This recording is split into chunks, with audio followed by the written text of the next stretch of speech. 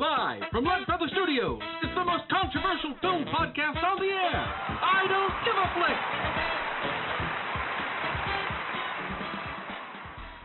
Oh, we have to do our introduction. Oh. We should have a new introduction. Maybe one of you guys should bring us in. Okay. Just for fun. Just try it tonight. Just whatever. All right. Try something different.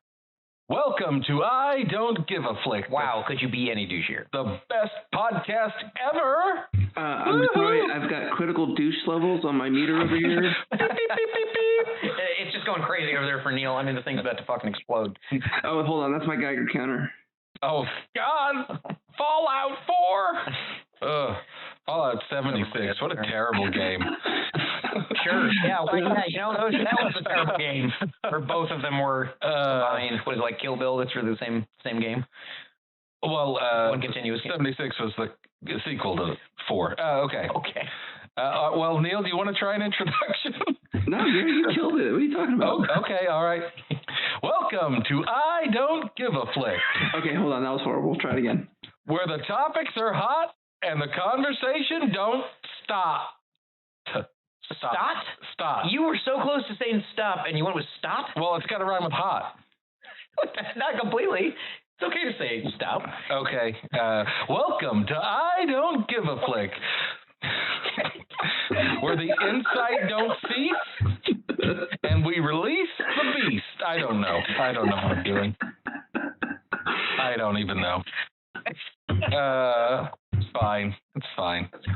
It's for work. Yeah, we'll pick one. Pick them all. We'll just play them all at the same time. We'll clean up most, though. Yeah, we'll fix it in post. Well, today's topic is the best TV dramas of all time. Those dramatic shows on TV that tug at your heartstrings and make you think, and have long-running appeal and make you talk about them at the water cooler. Do people use water coolers anymore? No, I don't think so. No. Well, they make you talk about them on the TikToks and the Facebooks and the Instagrams. All of those start with the. Yeah, they definitely do. Yeah, and you talk about them, and you see people that go through generally pretty horrible situations, and like the drama that comes from it. Everything from Walter White to what's the guy's name in Game of Thrones? Sean Bean constantly gets killed. Yeah, all the time in every project he's a part of. Yeah. He's actually not the most killed actor. It's not Liam Neeson. It's probably somebody smaller, right? I can't remember who it is. I have to look it up. I know. We've talked about this before on another episode, because I feel like you may have brought it up, Neil. I can't. We should add like a trivia section where one of us asks the other two like 5 questions at the end of each thing. You've done that. Christopher Lee has had the most on-screen deaths at 70. Well, wow. But is that through the end of his life, or was that just up to when he was 70? Through the end of his life at 93. Oh, okay. All right. Christopher Lee, one of the coolest people ever. I mean, like, he was in a heavy metal rock band in his 80s. He was? Yeah. He met J.R.R. Tolkien. Tolkien. You say Tolkien. Tolkien is how we say it in jolly old England. Wait, what? Hang on. What accent are you doing? English. Sons of Scotland, I am William Wallace. I am English. Anyway, so we're talking about dramas today. Let's see. 1A. What has everybody been up to? Come on, man. Jesus. Jonny, what have you been up to lately? You've been working on various shows. I have. By the time this. You get our edits out pretty quick. This will probably drop pretty soon. I had I guess, when was the last time we posted an episode? Halloween, right? Yep. 2 weeks before? Okay. All right. So, a little over a month. Maybe get on it. Shit. I've been, doing good.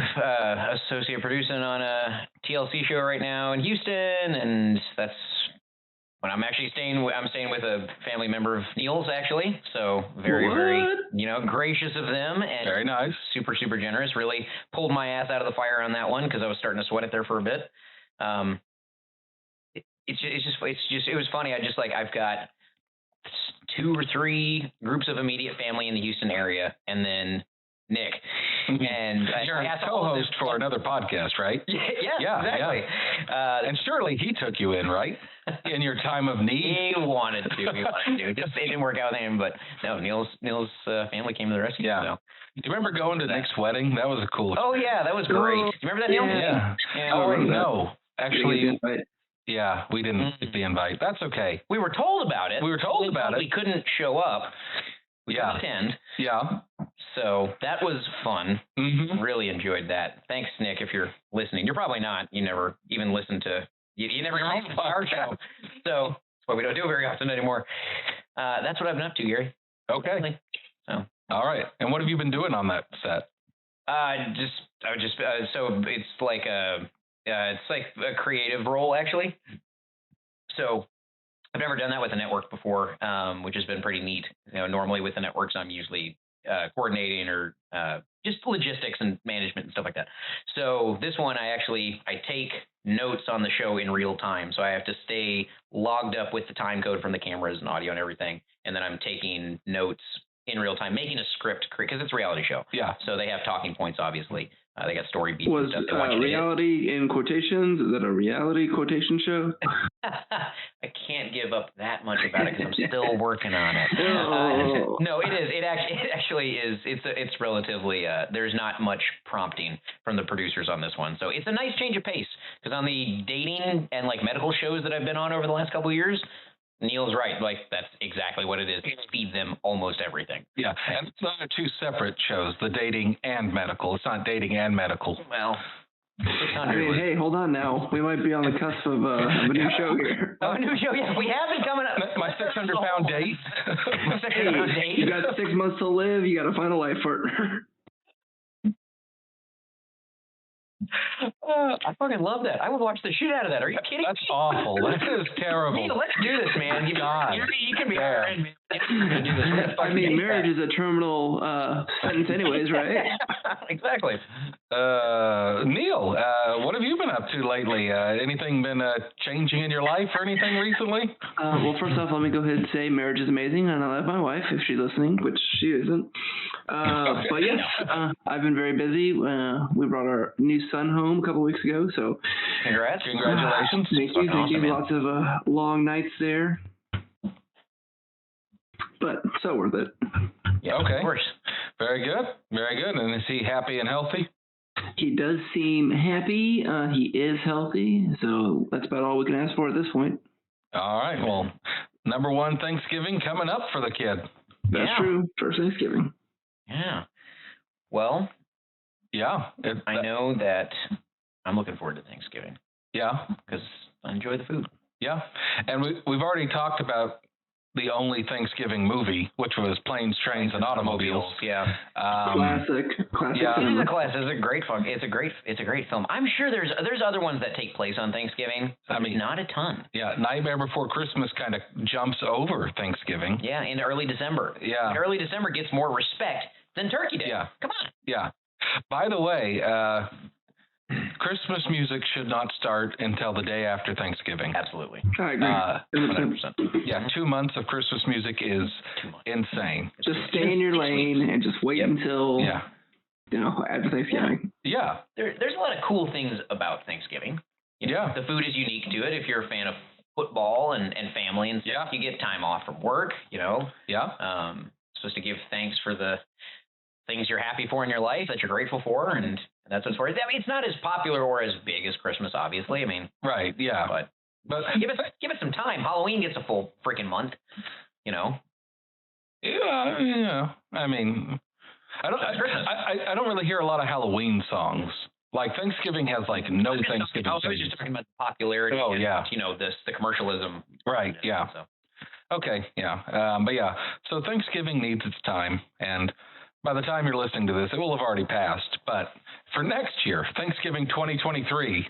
Look out. Yeah, make that something to see. Look out. In fact, we're going to come out. Lead Feather has now opened a music division, where we're going to be churning out the newest, the hottest Thanksgiving song. Coming Thanksgiving soundtracks you've ever heard. Called Baste Me One More Time. Baste my turkey one more time. Yeah. Oh. That was pretty good, Gary. Thank you very much.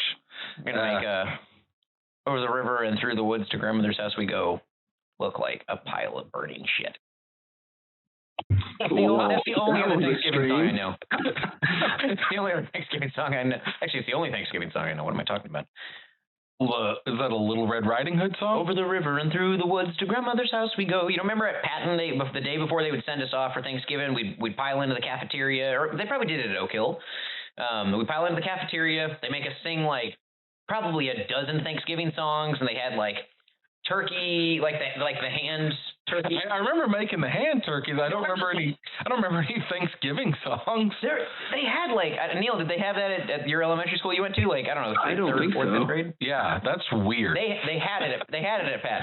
Okay, well I guess I know they had it. We can ask. I don't know, Holly Harkrider. When's the last time you fucking talked to Holly Harkrider? I don't think that's her last name anymore. I'm pretty sure she's married. Oh, yeah, she did get married. Congratulations, Holly. Yeah, congrats, Holly. Thanks for the invite to the wedding. That's fine.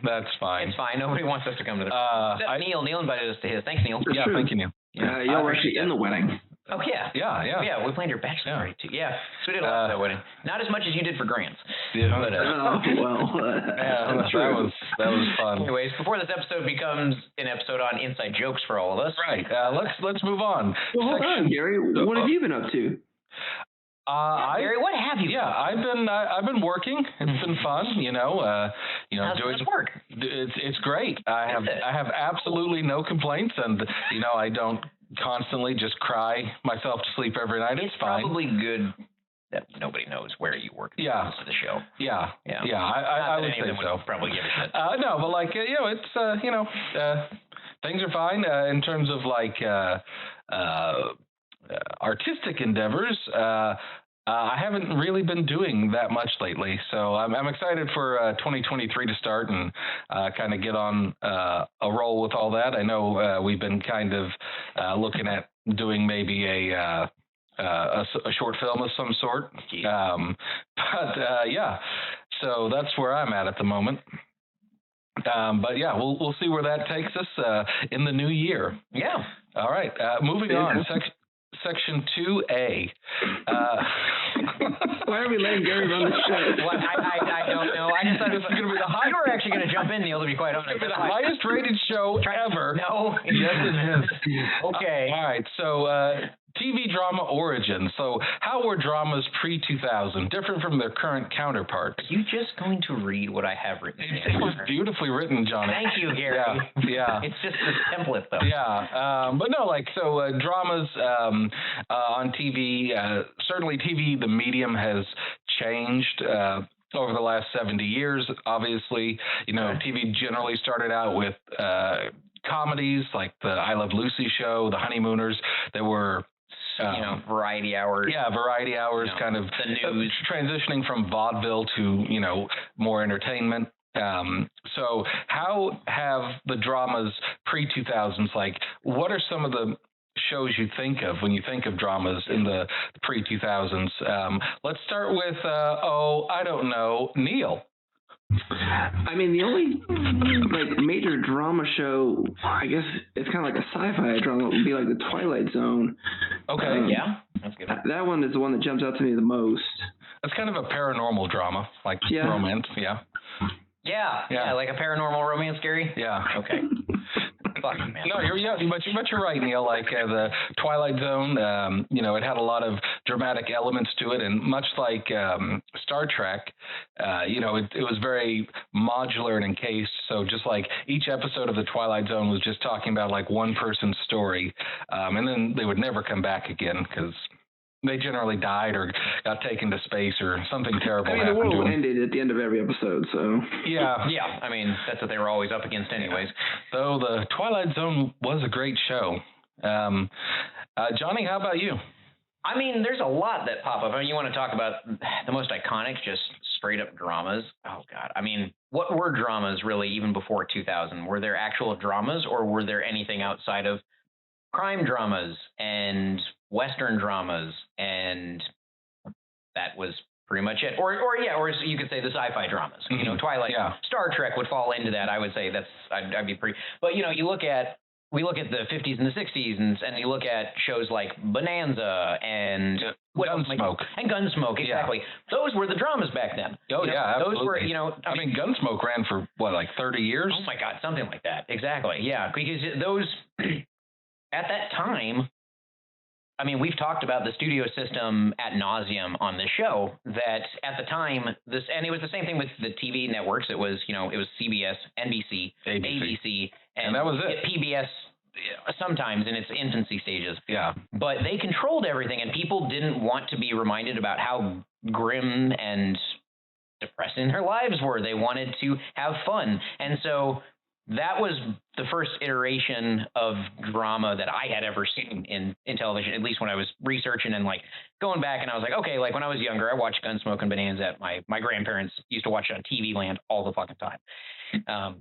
So that would have been my first, I mean, I Love Lucy definitely tackled some hard topics, but it never went as deep as dramas are now. Hell, it didn't even go as deep as Gunsmoke did. In Gunsmoke, it's always come across as a terribly deep show. I would certainly put I Love Lucy much more in a comedy than the drama, but you're right. It did touch on things like dramatic moments and important moments. The seeds were there for current drama to start. I mean, it had to start somewhere and then slowly work its way into mainstream media. Right. And then for me, I think of like the earliest dramas that I can really think of that I would start to kind of, I guess, classify as maybe kind of the dramas that we think about today would be like MASH, especially the later seasons of MASH. Yeah. Because MASH, we've talked about it before, but it's a hard show to kind of pin down because it started off as a sort of a not a spin-off, but like a TV version of the movie MASH. So it was very comedic in the first, 4 or 5 seasons. And then like it transitioned to more of a heavy drama into the later seasons. And it ran for so long. So twice as long as the actual Korean War. Didn't it run for 11 years? Yeah, 11 years, yeah. So more than twice. Yeah. So yeah, by the time you get to the last episode of MASH, which is a fantastic finale. It's probably the best closer to any show ever made. I believe it held the record for the most watched series finale for the longest time. Yeah, I think it was the most watched thing in terms of total audience and percentage, and was only surpassed by Super Bowl 50 for total audience, but I think it still has the most watched percentage, if I'm not mistaken. I think it also has the longest on-screen televised kiss. Oh, with Houlihan? Yeah. Yeah, I don't know. Because they kiss for a good 30 seconds. It's ridiculous. It was 5.5 minutes or something. It was a really weird scene, let me tell you. Okay. So yeah, it's it kind of moved into more of talking about deeper things like PTSD from the Korean War and how each of the characters would deal with that, and just sort of the craziness of going through a lot of bureaucracy and red tape. I mean, Radar and who was the corporal that would handle all the paperwork in the MASH unit.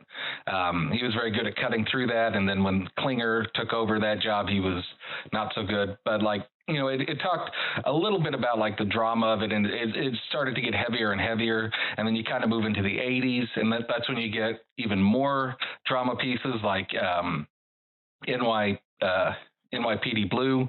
It's kind of like a gritty cop show, and they had a couple of those kind of gritty cop shows. Miami Vice, In the Heat of the Night. But it was all crime dramas, which I guess goes back. We're only talking about the origins. We can get into the rest later, of course. It was funny when you said MASH. I bet when we do our Mount Rushmore +1 later tonight, I don't think we're going to have more than MASH in our best dramas of all time. That's pre-2000. I think that's going to be the only pre-2000 drama that we have there. Just calling it right now. Yeah, I mean, yeah. I see. Neil's got some things up his sleeve, I'm sure. All right. Yeah, and then so like in the '90s, then you started to see it was still, but that's the thing. It's still a lot of crime dramas. You still have all the Law and Orders. That's when that came up. The Practice is getting big. Ally McBeal was fucking huge. With it, Jag was, but it was all like courtroom dramas. Like that was what a drama was in the '90s. It seemed like, and I'm like, still not gritty enough. It's still not real enough. Why are movies? Why is Hollywood the only one that gets to do it? Mm-hmm. Why can't the studios Well, yeah, and like even some other shows like you might say like Buffy the Vampire Slayer was drama. That's a drama for sure. It had lots of comedy elements into it, and it's not quite like what you would consider a pure drama. Yeah. And then we get into the 2000s, and at this point you've got you don't have the streaming networks yet, but you got cable networks. You got cable networks, and you got a lot more competition. Yep. And you've got like AMC and HBO, and really I think kind of the start of what we would really consider sort of the modern drama would be like probably The Sopranos. I mean, yes, yeah, I would agree. So, what are your thoughts on that, Johnny? Well, thank you for asking. Yeah. No, I completely agree. I mean, HBO had been around since the late '70s, I'm pretty sure, and really they had just made all of their money off of basically Cinemax style movies, boxing, and really lewd comedy. Which we love today. Which I absolutely loved. What they finally hit on in the mid-'90s was a show called Oz. Okay, and Oz was a show featured J.K. Simmons. It had, God damn it, what's the black dude from The Wire? Damn, what the hell's his name? Anyways, it had a lot of. Is that the one about Dorothy and like going? No, Gary. Almost. Yeah, really close. No, it's just about life inside this prison, basically, and the inmates that come in and out of this county jail. And it was good. I didn't really ever try. Really a county jail. It's prison. I don't know the difference. Neil, what's the difference? County jail is very short time. Prison is where you go away for a long, long time. Yeah, I don't know if it was a federal prison. I guess that would make sense. They had people coming and going a lot, though. That I remember. That's how characters would get in and out. Time would be up soon. I guess some of them died. But anyways, that show in particular really was the first glance into real life situational dramas, which are the bread and butter of almost every network that exists nowadays, every streaming service that exists nowadays. So I think Oz was actually the start of it. The Sopranos definitely broke it into mainstream media because the following for Oz was not that large. Yeah. It was good size, but HBO had just started it. And then when it built some buzz, then The Sopranos came out in, 98 or 99, something like that. I never watched Oz, but from my understanding, it was like pretty hardcore. Like it was not really intense. Like you wouldn't like teenagers, like young teenagers shouldn't watch it. Like it was pretty like it should have had a mature or rated R. Yeah, and I'm not, I fucking hate the MPAA, but yeah, if there had to be a rating on it, I would say it was definitely for mature audiences. Yeah, and The Sopranos was a little bit more accessible, if I'm not mistaken. Like it was not quite as like hardcore. I mean, the deaths in both were, really even in The Sopranos, they weren't that bad, A lot of the issues they tackled in the prisons were, they were homosexually related in a lot of ways. They were disease related in a lot of ways. It was just hard content that, The Sopranos didn't really tackle. So it's interesting. They started harder, and then it got, I wouldn't say softer with The Sopranos, but it was, they were like baby steps into all of this information coming into the American public. And the stuff they were talking about in Oz was, you're right. It was too intense. People weren't ready for it. It was still a following for it. And nowadays, watching it, I'm like, oh, that's not bad at all. But for the mid-'90s, I could totally see why it was not as popular as The Sopranos. Yeah. So that's a good point. Neil, what would you say your first, I guess, around the 2000s was kind of your first drama that you kind of were aware of? I mean, really, the first drama I can remember was around like middle to the end of the 90s was ER. Yep. Okay. Yeah. Medical related drama. That one was a big one. That was huge. Where I was going up, but George Clooney, starting out kind of in TV there. Yeah, absolutely. Now, I never watched ER, but basically it was kind of like House, but like unhappy and not funny, right? It was like House or Scrubs, but without the comedy and Yeah. Being a drama. Yeah, exactly. There you go.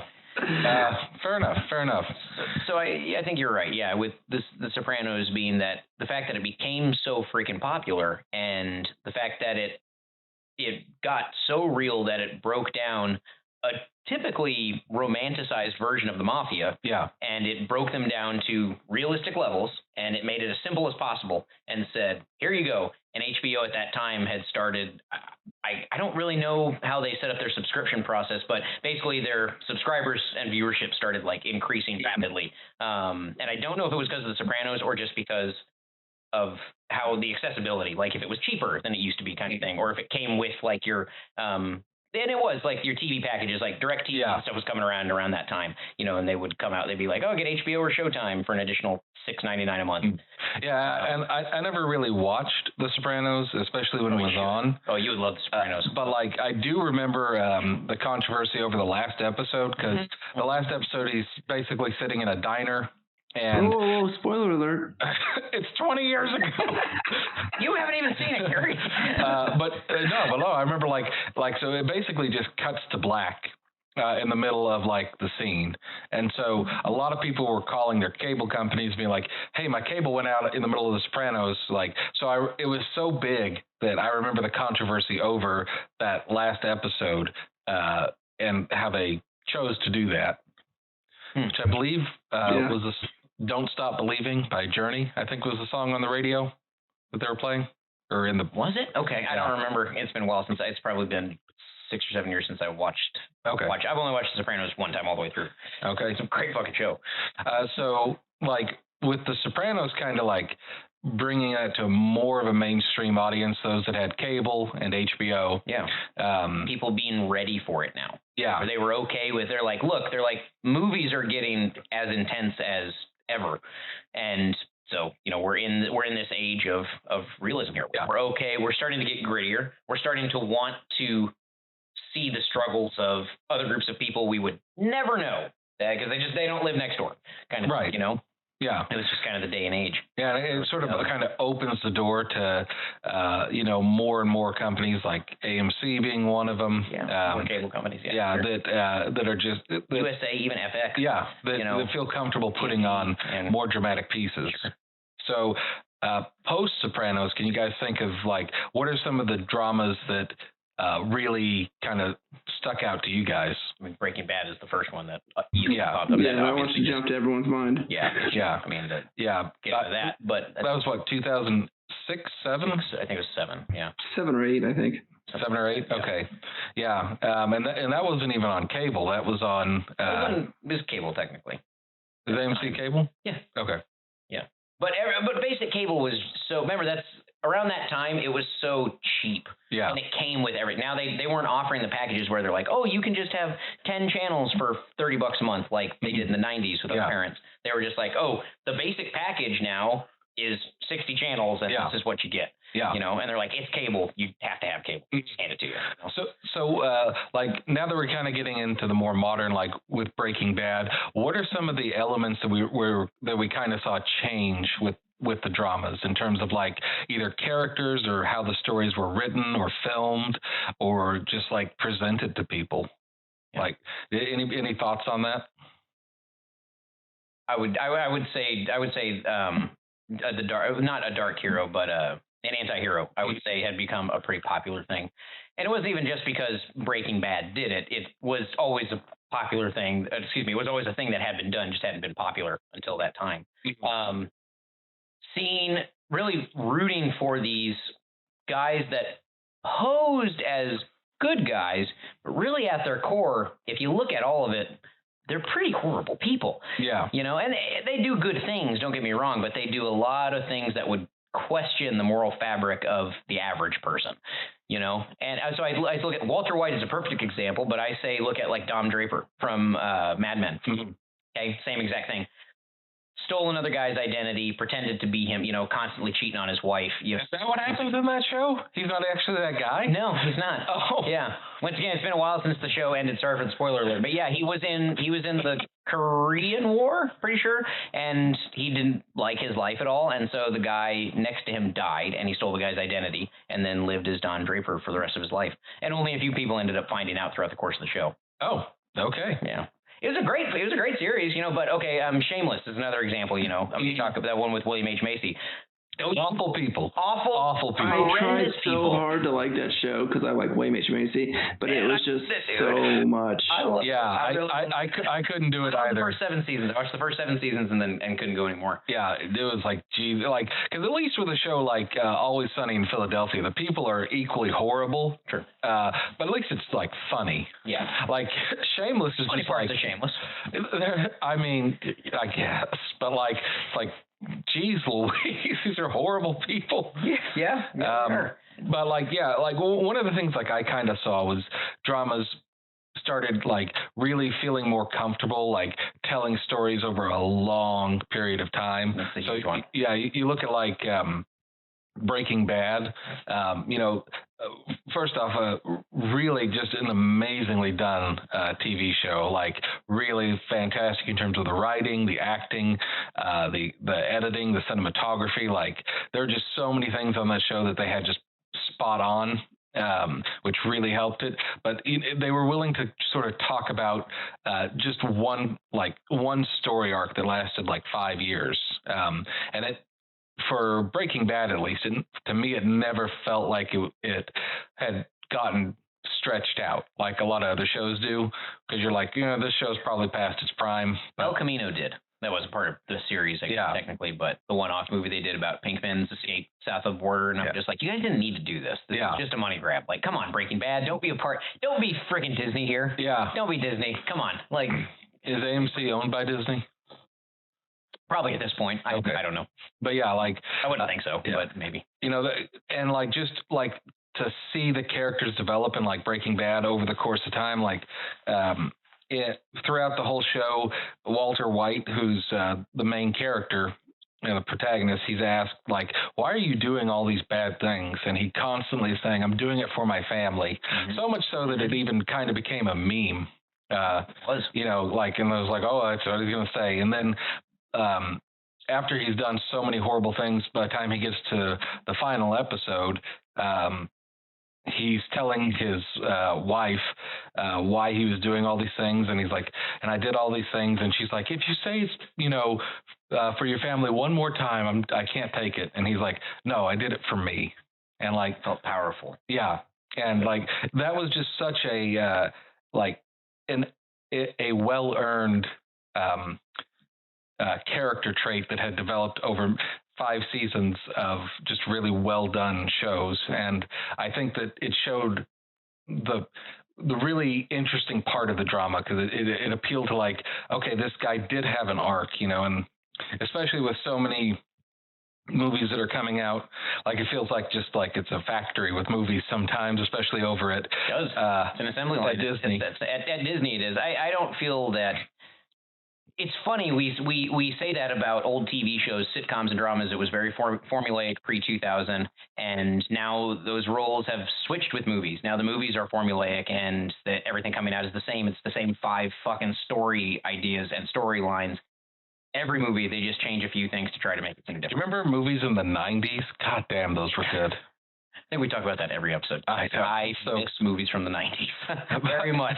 I miss dramatic movies from the 90s in particular. Yeah, man. Yeah. Anyway, back to dramas. So yeah, and I think Breaking Bad was such a popular show. It was, even more popular than The Sopranos, I would say. Oh yeah, yeah, for sure. Because so many people talked about it, and it just gave a lot more momentum to the dramas. And more people had access to it in the 2000s at that point, So it helped out a lot, for sure. And so, we continue on for that, and where are dramas at now? Where do we see them at? We're currently in today. Yeah. Either of you. Go ahead. I mean, I don't know, because honestly, the last thing I saw on any kind of network TV show, I can't even remember. So everything is got to be on a streaming service. Yeah. Yeah, I'd agree. I mean, yeah, everything is now. I mean, that you don't see any of because I mean, cable's still a thing. The popular TV shows, though, are not on those cable channels. You know, if they are, right, they're on the streaming service for the network. But it is interesting to see that these streaming services that started, you know, as just a minor concept, have now sunk, you know, millions of dollars into their own shows, like Netflix with Stranger Things and oh God. You know, just the vast amount of money that they've poured into these shows and studios. Yeah, they were saying it got on average over $1 million an episode for Game of Thrones past the first 2 seasons or something like that. And then you were talking about Rings of Power. Yeah, it was like $60 million an episode, which is the budget of a major motion picture each episode. I mean, that could fund so many indie films. Yeah. Like, or feed so many hungry people. You can do a lot of things. Yeah. But, priorities. Okay, got it. Priorities, guys. But yeah, I think especially like, because what really built Netflix was House of Cards, which, because I mean, like it was around before then, but I think House of Cards was the first streaming show that people were like, I want to get Netflix to watch House of Cards. As far as streaming networks go, you're probably right. Yeah. For streaming, yeah. Yeah. Because I guess when HBO was obviously making it was cable, so that's a good point. Yeah, and House of Cards again, much like Breaking Bad, the first 2 seasons at least. Yeah. House of Cards, man. I think we all agree season 2 was the best. Season 2 from House of Cards is one of the best. And we talked about this earlier. I'm going to say right now that it was one of the best seasons of television in general. It does not matter. Just by itself, that season was so good. Mm-hmm. I would put that up against the best that Breaking Bad or Game of Thrones or Mad Men or Friday, any of my favorite ones. I'd put that up against any of their best any day of the week. Yeah, because like Kevin Spacey, like his character would break the fourth wall often, so look at the camera and kind of, give a soliloquy. And he did that from, the first episode, and I really enjoyed that. Which really caught me off guard, and it was great. Yeah, when he strangles the dog. But like in season 2, like he didn't do any soliloquies or break the fourth wall in the first episode. Nope. And I remember getting towards the end of that episode, and I was watching it with my brother Tom, and I was like, man, did they take those out? I really liked that. And the episode ends with him in like the bathroom, and he's washing his hands, and he looks up at the camera, and he's like, I bet you thought I'd forgotten about you. And I was like, oh my God, this is so good. So great. Yeah. And then when his wife, Robin Wright, starts doing it, it was pretty good too. Yeah, that was unexpected. Yeah. I think the show really took off when they mirrored the two of them, which happened in season 2, which they started giving her a more prominent role, and they were like, actually, the two of them, like both their storylines as a powerhouse couple, in the dichotomy between who they are, but then the similarities too. Like that's the interesting part of the show. Yeah. And I think that really, that's a good point. I think they really hit their stride then. Because season 3 was still solid, I guess. Was it 4 or 3 that was the ridiculous season? With the Russian president. I think that was 4, wasn't it? Yeah. I don't remember. It's been a while. Okay. Yeah. I mean, House of Cards, I think, suffers from what a lot of shows suffer from when it should have ended earlier. Like, I think it was like, it would have been really great as just a 3-season show, because you'd have Act 1, is, sort of setting the stage. Act 2 is his rise to power, because at the end of season 2, he becomes president, and then Act 3 needed to be like his downfall. I did like, was it season 6, I think, the one where it was just Robin Wright, because they had to remove Kevin Spacey because of the sexual abuse and all that. And I actually did enjoy it. It was way better than that goofy ass season with the Russian president. I would definitely say that, because they took his airtime and gave it to Doug Stamper, who I fucking love, and then gave Robin a little more airtime and tried to fill it out with minor characters, I guess. Mm-hmm. But Yeah, even if they had him, even if there was a way to keep him for that final season to try and round it out, I don't think they would have. They had already gone too far away from where the show started. Yeah. 5 years earlier. Yeah. You know, they were so far gone at that point. Even if there was a way to keep him on and try to wrap it up, I don't think it would have left everybody satisfied. Yeah. You know, I mean, like, so I don't think it would have mattered. Vince Gilligan with Breaking Bad, like, I feel like he knew what he wanted. He had that whole show kind of plotted out, at least somewhat loosely in his mind. And like, he's like, this is how long it's going to take to tell this story. Because it didn't seem to me that it had to be stretched out too much. House of Cards definitely felt like, oh, we've run out of stuff to do. What else can we throw in here? Yeah. And, you know, it was kind of detracting. But, you know, that's, you know, just the risk you run with a popular show, because you want to keep it on the air because it brings an audience. Absolutely. Yeah. No, it's a good point, though, that House of Cards kind of launched the drama series for the major networks. Yeah, because after that came out, then you started seeing everybody doing it, you know, and I won't even bring up Game of Thrones again. But yeah. So I guess what for us do we think was the change that happened around 2000s that kind of caused television dramas or streaming dramas or whatever to change and rise in popularity? Where did that kind of come from, Neil? I don't know. Okay, fair enough. But like, for you, was there like anything that, like, I know you don't watch a lot of TV, but like, did you find yourself watching more dramas at a particular, more often after 2000s or anything? I mean, not particularly. Obviously, I didn't watch too many dramas pre-2000 because, you know, you were younger. I was younger. Dramas weren't really what I was into, and obviously I was looking for more sitcoms and whatnot. Sure.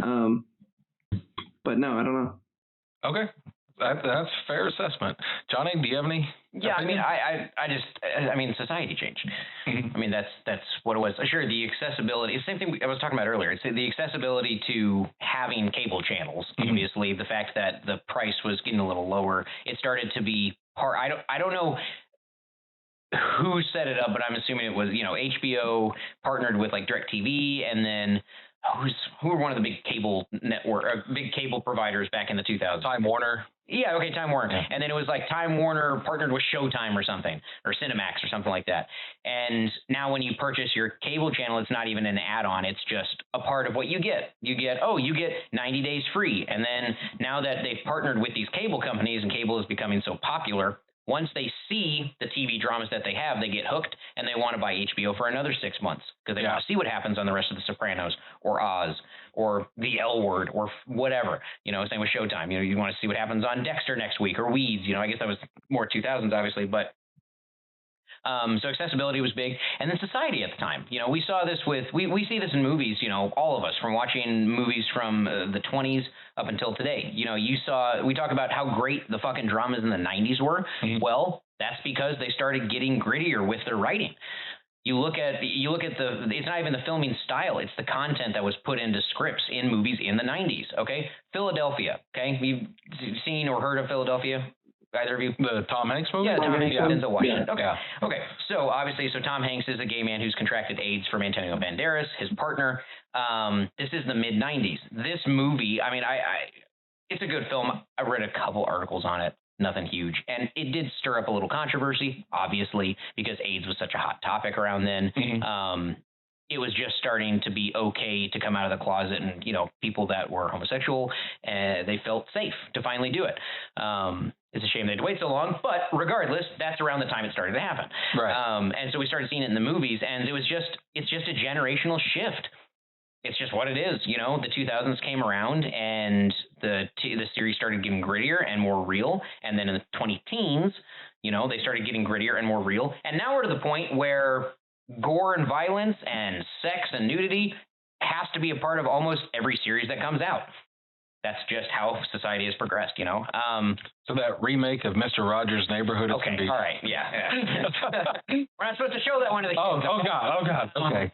But yeah, that certainly has, you know, shown changing tastes. And not only that, but like just the technology has changed so much. Like it used to be like you had to be home on Saturdays at 7 p.m. to watch Breaking Bad. Now you can watch it on your phone any time of the week, wherever you're at.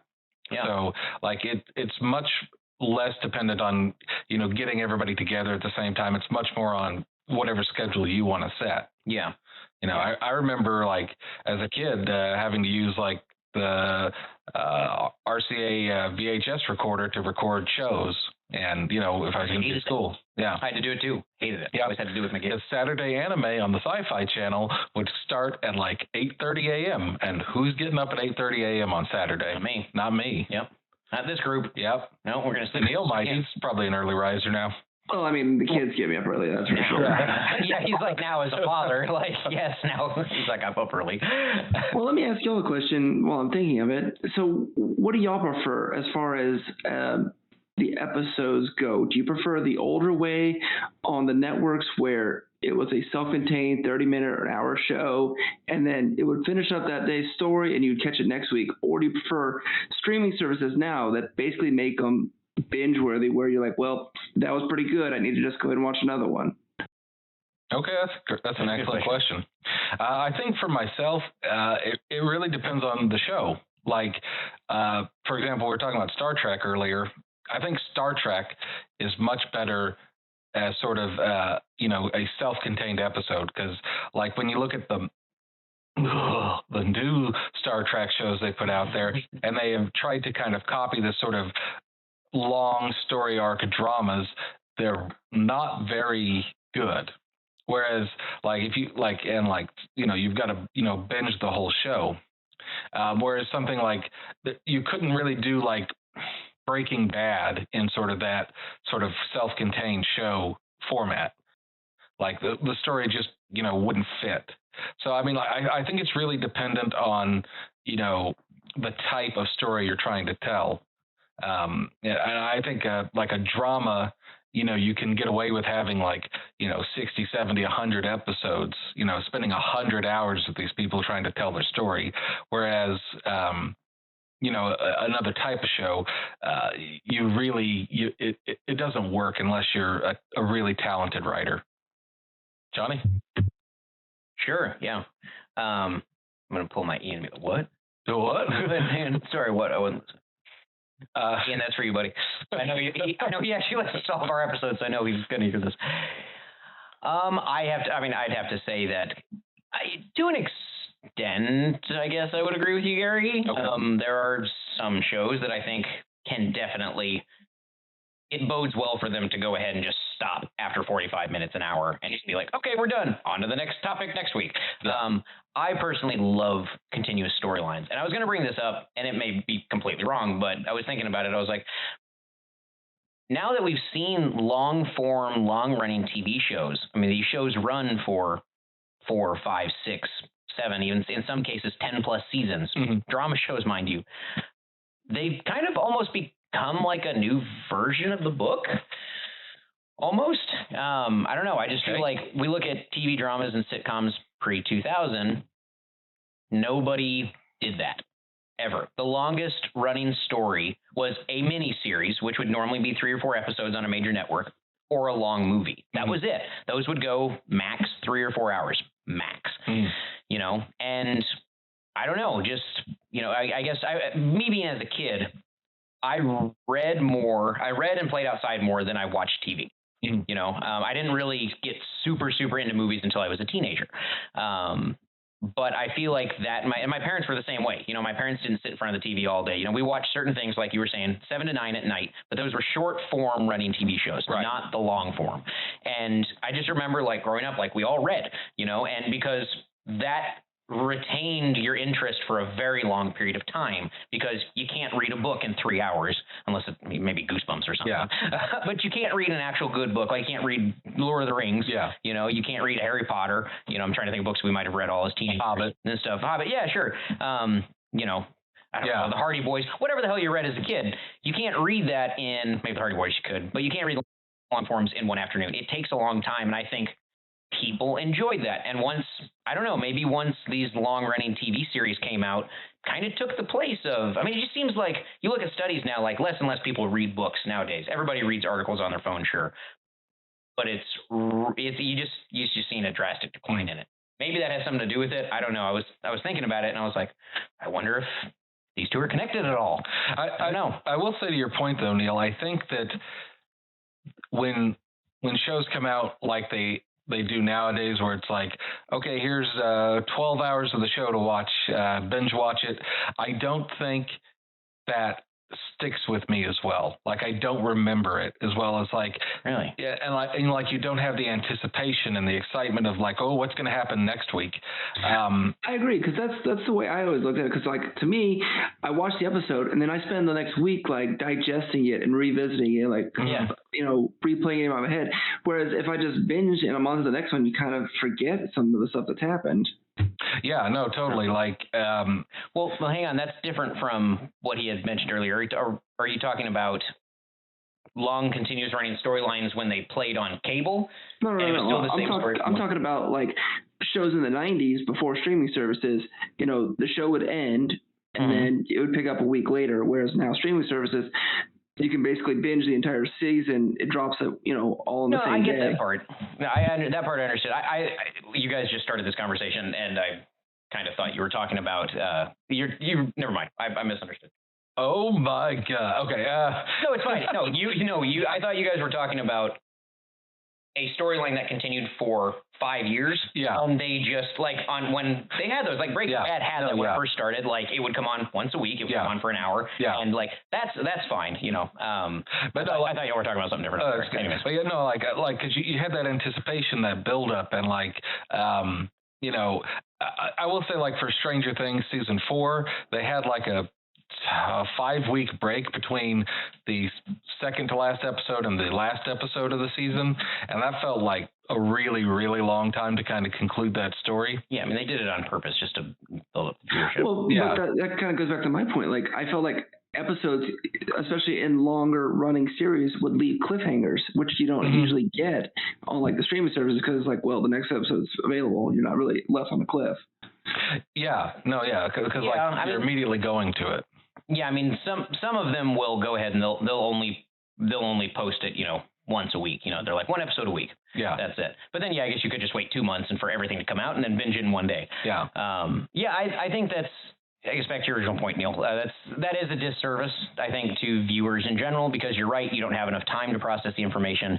It's like when you and Tom watched all the Harry Potters back to back, 8 in a row in under 20 hours. Oh my God! There's no way you could process that's a hell of a what thing you to just do. saw. Yeah, exactly. That is a hell of a thing. So yeah, I can certainly understand that. I definitely prefer the long running TV series for sure. But I do kind of miss just an episode coming out every week. Okay. I do kind of miss that a little bit. I like to binge. I love to binge. Yeah. But I can definitely see the argument for. But I mean, like it almost loses the value of the show when you can binge. Like, how many times do you like have like a show you're watching on just in the background while you're doing something? And granted, sometimes you've seen before, but like it doesn't have that special like an event. Like, oh, the show's coming on. I got to get ready. I got to get home from my program. It's just like nobody says that anymore. Nobody says that anymore. It's just like it's just like, all right, the show's released. I have the entire 12, 15 episodes of it, and I'm going to watch it all tonight, and then I'll be done with it. And like, while that's satisfying in a gluttonous kind of way, it's not. It kind of takes away. As you said, Neil, that time to digest and like process what happened in the show, and to understand it, and to talk with your friends about, hey, what'd you think about, when Walter White killed Gus or whatever, and like just kind of talk about that. Alert. Yeah. And like that kind of removes some of the I don't know, like the social aspects or like the community involvement of being able to talk about, hey, every week. Yeah. Because it's just like, their whole story was just put up here. And really, it just feels like a really long movie at that point. It is a really long movie. I mean, yeah, there's positives and negatives, both of them. It's to watch commercials anymore on the streaming services, I am glad for that because well, some of them you do, but yeah, I can't do commercials anymore. I'm not a big fan of commercials. Speaking of which, we're gonna go ahead and go to a commercial. Yes. Yeah, go to our Thank you, our sponsor, sponsors. Pepsi. We hope that you are enjoying this rousing episode of Let Feather Productions' I Don't Give a Flick. To help us bring you more of the content that you love, please consider following us on Patreon at patreon.com/letfeather. There are 3 tiers to choose from, with special and exclusive merchandise in our VIP level. We now return you to your regularly scheduled programming. Folgers, nobody does it like you. Coffee in a cup. That's not anything. It's that do-up. O'Reilly. No, that's dated.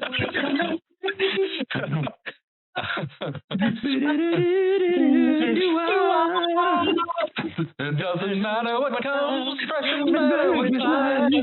Mental's fresh and full of life. Nothing gets to you. Mental's fresh and cool. Mental's fresh and full of life. We have lost anybody listening. Goes better. Mental's fresh and full of life. Mentos, the fresh maker. Lily. Oh. Why are we fucking French? I don't know. Welcome back from that commercial break. Okay, great. But yeah, like that is a big difference in how you like watch and take in stories and shows. And I think the first people to be guilty of that was probably like House of Cards in terms of like a major drama, because they would like drop all that, and that was like the first time that you had that like done. Like, yeah, I mean, you could still do that on a lot of the cable channels, technically, because they had their version of TiVo in the 2000s. Mainstream, yes, I'll agree with you. Mainstream, yeah, you could do that with The Sopranos in the 2000s, though. On HBO, you could go on and be once it's released, yeah. Yeah. But like, you know, when it's like fresh and new and everybody's talking about it, like it like just it takes away some of that like longevity of it, like and like. You know, I agree with you, Johnny. Like, I love like binging a show and just like I can't get enough of it. And, like, stay up till like 4 a.m, you know, watching it. Things, yeah. But like, I don't know. It doesn't have the impact, I guess, that it used to. Because you know, it'd be like, oh yeah, that was a great show, and then like 3 weeks later, I'm like, okay, where can I get my next fix? Yeah.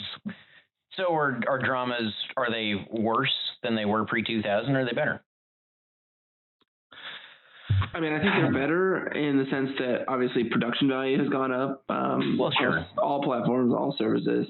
I think the writing has gotten better in the sense that, like you said, they are longer running, long form shows.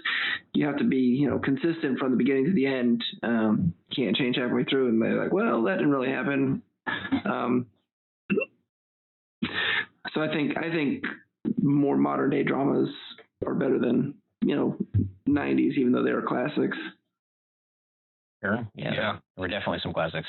Yeah, I mean, like, I don't know. I would agree to that too. Like, I think this shows, like, they've refined the process of how to make a drama on TV a lot better. I mean, basically, it's just like a movie now. You know, it's like so high budget that you can't even really tell a difference in terms of like the sets, the costumes, the actors. I mean, like everybody wants it's super cinematic. Yeah, I mean, what is it that Ricky Gervais said at that was it the Golden Globes or something a couple of years ago? He's like, nobody wants to do movies. They all want to go to the streaming channels. They all want to go there, so they're going. Yeah, I mean, there was who was it? Steven Soderbergh had talked about, you know, he has retired from, this is years ago actually. He retired from directing films and he's exclusively directing TV series now and running running projects, like being a showrunner. And he's like, I'm only doing that now because movies have just become so saturated with everybody doing the same exact thing over and over again. The only thing that's original now is on TV. Mm-hmm. And he was like, the stories that haven't been told are the ones being told in TV series right now. And he was like, they're just, you know, you can put more information into it, which is true. I mean, you can, you know, it's an 8-hour movie for season 1 versus a 2-hour movie, even if one Best Picture, like it doesn't matter. You know, you're going to get more info and content with a TV series. It's just going to happen. Yeah. You know?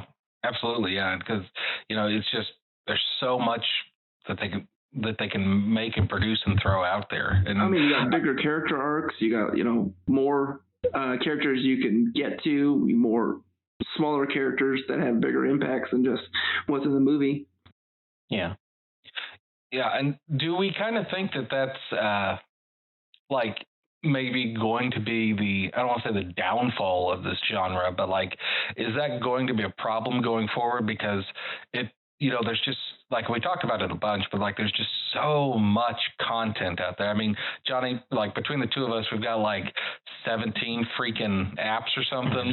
We have every major streaming app that's available. And like, I don't have any time to watch them all, and you don't have any time to watch them all. I watch a fair amount, but there's no way I'd ever be able to sniff the amount that some people that work from home, live in their parents' basement probably watch. I don't know. I mean, even those people, if all they did was watch TV all day, and then like on top of that, then you got YouTube, and you're trying to watch Lord Larry the Lobster. Yeah, Leon the Lobster. Larry the Lobster. Yeah. But see, that's the that's the stuff I was talking about in the episode where we talked about repeats and stuff, and we talked about the big franchises, remakes and stuff like that. And I had brought up that I was worried about the future of our industry because there's so many social media content makers out there that are just making this mindless crap that isn't good content. It's entertaining, don't get me wrong, but so is reality TV. And it's not mind-blowing or anything. It's entertaining though, because it's real life drama. But all of these YouTube channels and all of these TikTok makers and stuff like that, we're spending time we could be spending watching a sitcom or a new movie that came out. We're spending it watching 3 hours about this guy that picked up a lobster from his local supermarket and has now built a life for him and his lobster. And his 11 cats. And we spent 3 hours watching that. Yeah. And I feel, part of me feels terrible. Yeah. Even though it was entertaining as hell. Yeah, we didn't help out at the soup kitchen or get to know our loved ones better. Or Gary, come on, build a skill. All right, all joking aside, that's not what I'm talking about. I'm talking about that we could have been throwing support towards the craft that we love, and instead we're watching this mindless crap about nothing. Still interesting though, but it really is about nothing. There's little to no production value. The person that made it probably spent a total of $1,000 outside of the care for the lobster, on editing and equipment and maybe music. I don't know. Probably royalty free. What I'm saying is like there's only so much attention. I know what you're saying. I'm agreeing with you. Yeah. That's why I'm worried about it. Yeah. And I think that it's a bigger deal than we're making it. Well, no, I mean I think it's a real big deal. A lot of danger, to be quite honest. Well, because it's just. Like there's so much supply and there's only so much demand that is going to be out there. So there's going to have to be a market crash. If I was Jim Cramer, I'd be like, sell. Cause it can't go on. Because you can't be spending multi-millions of dollars. Oh, Johnny's coat fell on the ground. You can't be spending multi-millions of dollars, on so many episodes when the number of people watching it is not conducive to either get the subscriber count that you need on your streaming service or to get the advertising revenue from commercials. So I think it's in a real tenuous situation right now because there's just way too much supply out there. Yeah. But do you think that's going to force the suppliers to step up their game, step up their writing, step up their budget, step up, everything in order to compete with the growing number of, YouTubers and stuff? I don't think they really can. Because you watch Game of Thrones or House of Cards.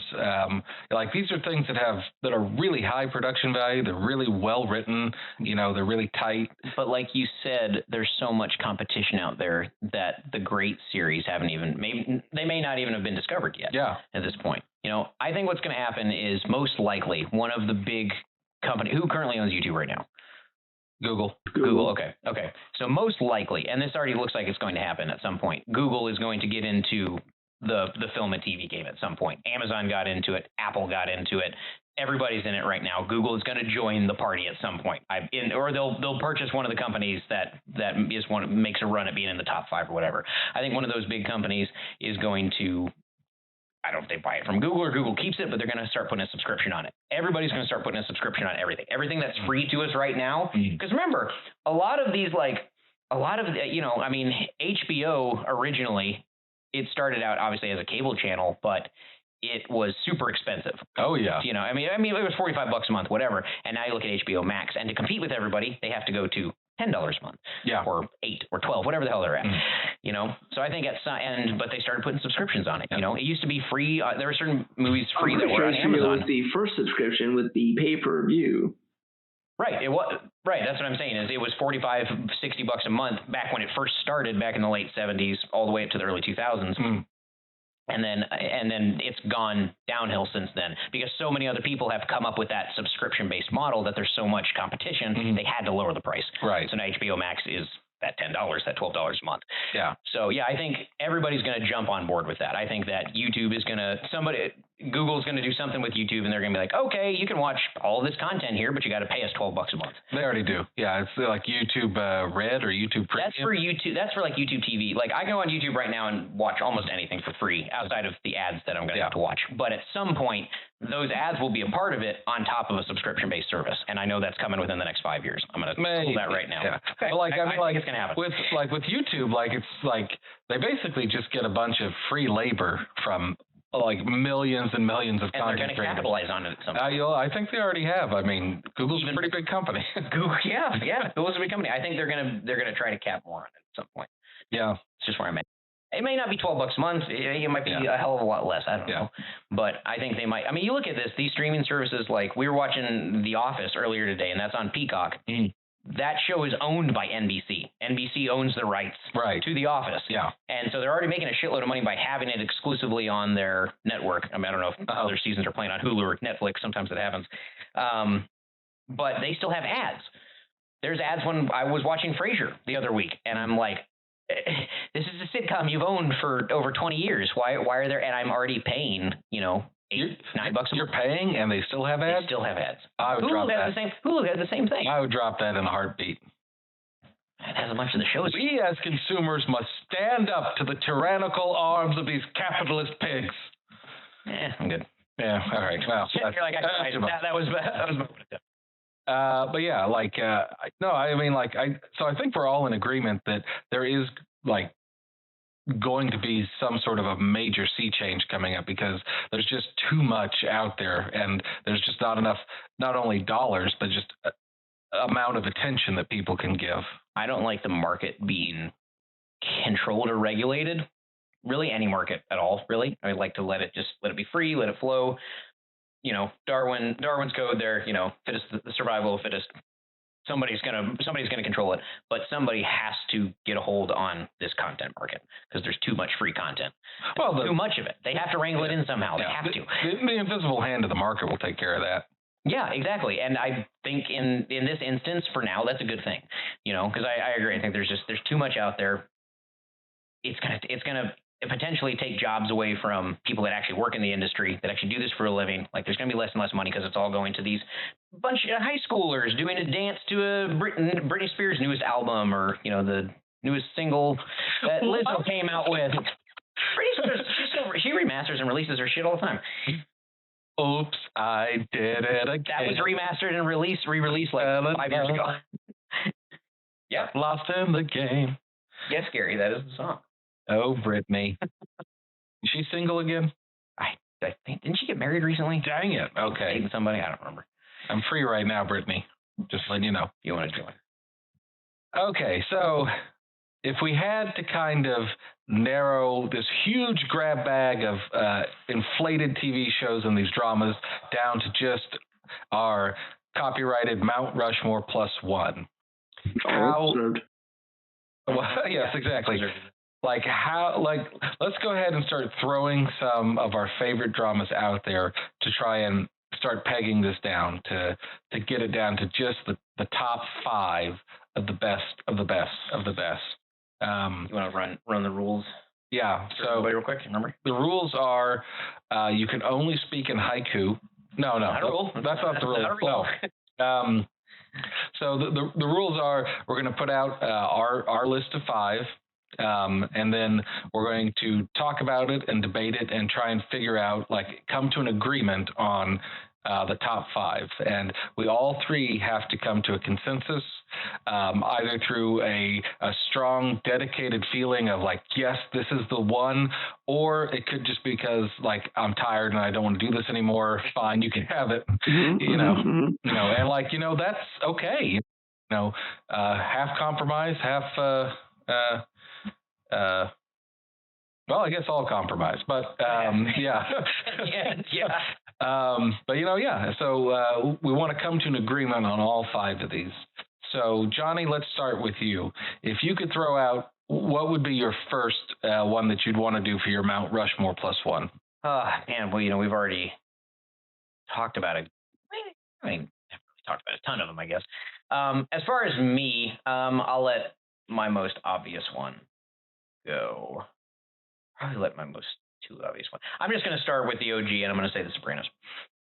The Sopranos, yeah, The Sopranos is absolutely one of my favorite. Probably at one point was top 3 in my favorite drama series of all time. I think now it's kind of moved into my top 5. But that kind of stuff always fluctuates for me. It's like, what am I watching currently, and then compared to, I haven't seen that in 6 years. And I've only watched The Sopranos all the way through one time. I did it. I guess it was about 6 years ago. But it's just, if you love mafia movies, you don't even have to love mob movies. If you just love the complexity of an American family, going through really tough, everyday stuff the average family goes through, or the average person even goes through. On top of that, what makes it cool, they just happen to be a part of the mafia. Yeah.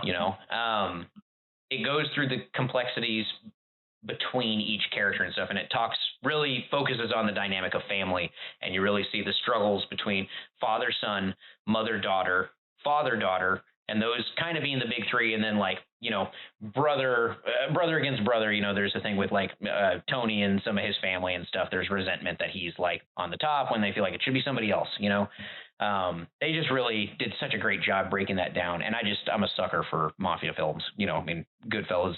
Yeah, favorite. It's an okay movie. Yeah. Both of you shut the fuck up. There's no. It'd be hard to pick an antagonist outside of Walter White that could dance with Tony Soprano as far as the impact they made on not only dramas but television in general. That's a hell of a mental image I'm having now. Walter White and Tony Soprano like dancing in a tux. I don't know. That's just what happened. I think Tony Soprano would probably be the better dancer. He had some sweet moves in the show. Okay. It took Casino and Goodfellas and turned it into a 6-year running show, or 6.5, however long it was. Okay. I remember, it's been a bit. But it's also one of the best written dialogue heavy shows. In fact, I wouldn't say it doesn't remind me of, like, it's not Tarantino-esque or anything like that. Like, it doesn't quite grasp the realism of standard dialogue between friends, that kind of thing. But all of the writing is witty. Okay. And this is like at the beginning. Now, writing in every series is witty. There's smart asses everywhere, and it's not just in sitcoms anymore. It's in every drama. There's at least 1 or 2 smart asses. That's just standard nowadays. Can't have a successful drama without it. But back then it was fucking brand new. You didn't see dramas do that very often. You didn't see people that were like super quick and, the insults were flying left and right. And they were basically zingers. They just were not supposed to be comedic. Maybe might have been. You could take it as a black comedy, I guess, if you wanted to. Okay. But yeah, there's I could gush over it all day, but so I'll stop. But Sopranos. Okay. The Sopranos. Jonny's first pick. Neil, let's go to you. What's one of your top 5? There's a lot out there. I'm just trying to think. Going back, I guess in no particular order, I'm gonna go with MASH. Obviously, it's always been a classic for me. I've got a lot of history growing up with that show. It was a long-running show. It had comedic elements, but like Gary said earlier, it definitely turned pretty grim-ish drama towards the last couple of seasons. Very rememberable characters, very lovable characters. like when Henry Blake dies, I'm pretty sure most people who follow the show had an emotional connection to that. But yeah, I'm gonna go with MASH. Okay. Not after MASH. No, just regular MASH. No, not after MASH. Okay. I'm going to put up there the TV drama 24. It ran from like 2001 to 2009 or so. It was only 4 days worth of yeah. But Jack Bauer had an intense life, let me tell you what. Yeah. But no, it was sort of a unique idea for a show. Yeah, it was an action drama. It had some really cool concepts in terms of like how they did it, because it took place over 24 hours and there were 24 episodes in a season. So each season, when you were watching an episode, you'd be watching it basically in real time. So like it would start at like 8 p.m. Like the show would start at 8 p.m. and like as the time ticked by in the show, like the time in real life would also be ticking by. So like 15 minutes in showtime was 15 minutes in real life for each of those hours. So like when you went to commercial, you missed 3 minutes of what was kind of happening in the show and it would cut back. And I think that, Jack Bauer was played by Kiefer Sutherland, and just one of the most fantastic protagonists written in a very long time. Very complicated and deep guy, actually. All right, I will admit the first season is a little tough to get through. His wife is awful and she gets amnesia, which is stupid. But like the show does get much better. And I think that 24 it's such an interesting way to tell a story that I'm going to have to put it up there for my nomination. Yeah. Jonny, let's go back to you. Okay. I've actually only ever seen episodes of 24. I've never seen an entire season all the way through. But that, I guess that would have been middle school and high school for me. 01 to graduated in 06. Yeah, I guess I wasn't really watching I would watch a bunch of sitcoms around that time and movies, but I wasn't really into TV dramas until after I graduated high school. So, did you guys have TiVo or anything? Like, how were you able to catch that? Nobody even knows that noise now. Not anymore. No, we got it. No, it just came on Fox. So. Oh, so you just timed it out every single week? Yeah, like I had to be at home. Thursday at 7. Okay. Hey, don't talk about last night's episode. I recorded it. Exactly. Yeah, I remember that. Oh God, I used to hate that. I haven't watched it yet. Leave me alone. It's like, Jesus. Okay. All right. I'm gonna leave some of the more popular ones out there. I am going to go with, at this current juncture, I'm gonna go with fucking Friday Night Lights, man. Okay. I love Friday. I still to this day love Friday Night Lights. I've watched it all the way through, only twice, I guess. I mean, but it's one of those ones that I'll still I'll put on and I'll watch a couple episodes in a row. Like I'll be like, oh, this was my favorite storyline from season 3, and it's like stuff I still remember. Or I'll just go and read the description and I'll be like, oh man, that was a great episode, and I was like, and then I'll just get hooked and I'll watch another 3 or 4 afterwards. This one, it was just. This was just such an interesting time to be a part of television dramas because they hadn't been done like this before. So you could throw any story out there. Basically, you could take any idea that was popular from a movie, steal it, and throw it into a TV series, and it was probably going to be popular, especially if it was a popular movie. And Friday Night Lights did just that. It was based off the book. But, basically it goes inside of a small Texas town, filmed here in Austin. We actually have a friend of ours, Stephanie Hunt, was actually a supporting role in that show for a couple seasons. Shout out to Stephanie Hunt. Yeah, sure, she's listening. Yeah, I went to a Model UN conference with her once. Woohoo! Famous person. No, I mean, it told the story of a small Texas town that football was religion. Football was entertainment. The thing that they had to hang their hat on, there was no professional sports team. There was no national museum of blah, blah, blah. There was no national park 5 miles away they could nothing to hang their hat on except for high school football. And for small rural towns, not just in Texas, ladies and gentlemen, I'm speaking from like even when I traveled around the country last year and whatnot, like met a bunch of areas, I asked people in different states. I was just curious, like, is football as big up here as it is down in Texas? And the majority of my relatives and friends all said yes. They're like, absolutely. Whether I was in fucking upstate New York or Colorado or southern Illinois, it didn't matter. Football was popular for rural towns, small populations everywhere because that's the thing you do on the weekend. That's the thing that you can get, I guess, regional attention for. Mm-hmm. I mean, in a town of 5,000 people, my dad comes from a town that small, and he always said there's nothing to do really outside of watching the sports. If you're not playing or watching the sports games, he's like, you can fuck, you can drink, and you can drive. And I was like, that sounds like an awesome life to have. You want to move to Anadarko? You want to go move to Anadarko, Gary? Lords of Anadarko, here we go. Lords of Anadarko. Talk about the newest hit TV drama to hit Tubi soon. No, Tubi. Oh god. Oh god, Tubi. No. It'll be on YouTube. Anyways, yeah, it just shows that. It shows the life inside of a small rural town. You didn't really see that in TV shows up until that point. Usually they were based in large cities. Sometimes they weren't, but the majority of times they were. So I just thought that made it unique.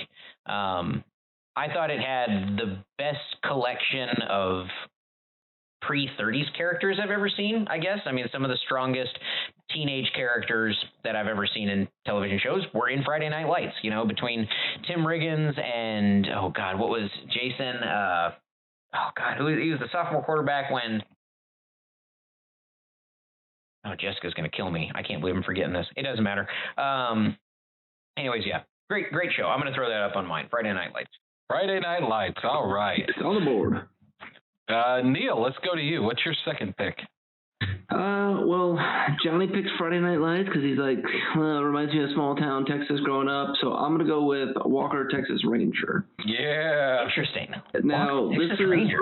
Okay. I don't know if this is going to be on the Mount Rushmore, but my grandma, when I was growing up, this was her religion, was Walker, Texas Ranger. Like, if I came home from school, Walker was on TV, roundhouse kicking some bad guys. Mm-hmm. So I grew up with him and Trevette, taking care of business across this great state of Texas. So I'm going to go ahead and throw Walker up there. Okay. All right. Okay. I was not expecting that. I was not expecting Walker, Texas Ranger. All right. I used to fucking love it too. My dad used to always watch. What were the new episodes usually came out on, like Saturday nights? Something like that. Something around there. I don't remember. But okay, Walker, Texas Ranger, up on the board.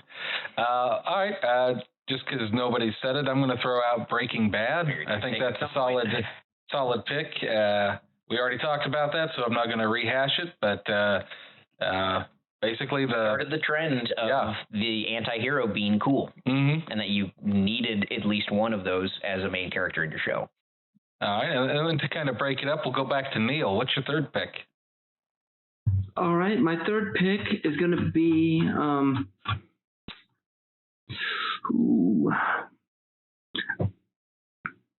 you know what? Let's go with The X-Files. Oh, I had that on my list too. Oh yeah! You shouldn't have come to me, Gary. You shouldn't have come to me. My pick. Gary, you could have. You went with Breaking Bad though, Gary. You had to go with Breaking Bad. I can't believe we didn't mention the X-Files when we were talking about the '90s. That might have been the best drama series in the '90s. That was really. That might have been the best one in the '90s. The dynamic between Mulder and Scully was excellent. It was one of those where it wasn't a long-running, really. Drawn out narrative. Each show was self-contained as whatever file they were working on that week. They still had storylines that kind of but they didn't have like a major bad guy that they followed for a season. Gotcha. Yeah. I'm so mad at you, Neil. Okay, I'm you not really come that to mad. me. I know. All right. Gary's like, I'm not really that bad. It's fine. All right, Jonny, what's your third pick?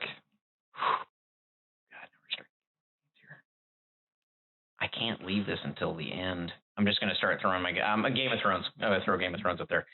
I mean, I know a lot of people, almost everybody that was a fan of the show, because this was the most popular show in not only America, but at least in the Western Hemisphere, like in Europe, like here, like in Australia, I guess all the British colonies, whatever. Yeah, yeah. In most parts of the world. In all of the Commonwealth. In all of the Commonwealth, this was the number one show. Yeah, I don't know about all that, but no. I mean, it's super popular. It was the most popular show in America for years for a reason. You know, it was just that amazing. I mean, the show basically took everything you loved about old dramas and said, fuck you.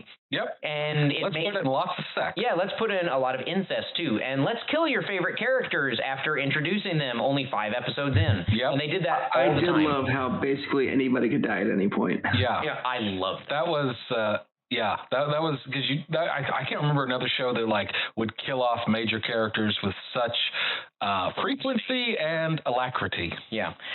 I will say that, yeah, obviously everybody hated how the show ended. I get it. Everybody hated that. After, I thought, same thing, season 7, episode 3, after that, they should have just ended it completely, or I've gone a different route or something, I'm not sure.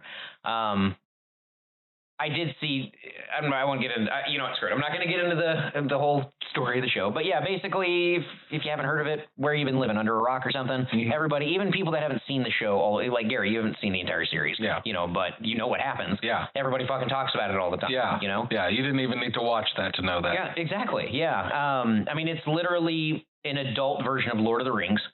And it's really fucking cool.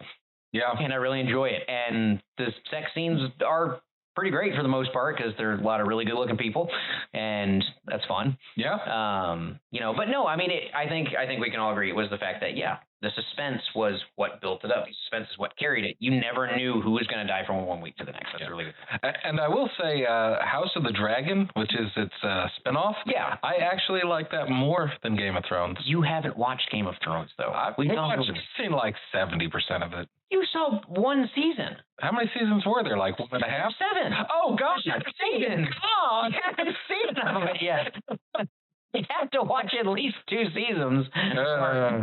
Look, I mean, up until anyways, Game of Thrones is going to be up there for me. This is, at the time, was the most expensive TV show to make when it was being made. Yeah. You know, 8 years ago, when they were spending $1 million an episode. So it's, you know, what? Probably spending north of $10 million a season, not counting their marketing and advertising budget. Wasn't Frasier like $5 million an episode? No, $5 million an episode. Yeah, because didn't they have to pay Kelsey Grammer like $3 million an episode? I don't remember. Right. Yeah, but yeah, Jesus, maybe it's beast. What do you want from him? But I mean, the majority of their budget was going to paying him. You know, I'm talking about total production value for the entire. Like they're spending $1 million mostly on just the sets and the graphics and the costumes and the weapons and training animals. Yeah, it was really like, I mean, like choreographed dance. It was just very well calculated. Especially on the mid to tight shots, like the larger shots, you could sometimes tell like, okay, they a little low, but like the mid to tight shots, like the costumes were amazing. Like it was just really any wide shot you're going to open for CGI. We're talking about is anytime you do a wide shot, you're opening yourself up to criticism because it's just going to happen. I mean, we're not perfect on our CGI yet. You know, I think we talked about any show or movie that has an excessive amount of CGI kind of just leaves a bad taste in our mouths and automatically gets a lower rating. Fucking Toy Story. No, that's not the same. That's not the same. Okay. So that's my third, Game of Thrones. Game of Thrones. All right. I'm going to throw out there Star Trek: The Next Generation. Okay.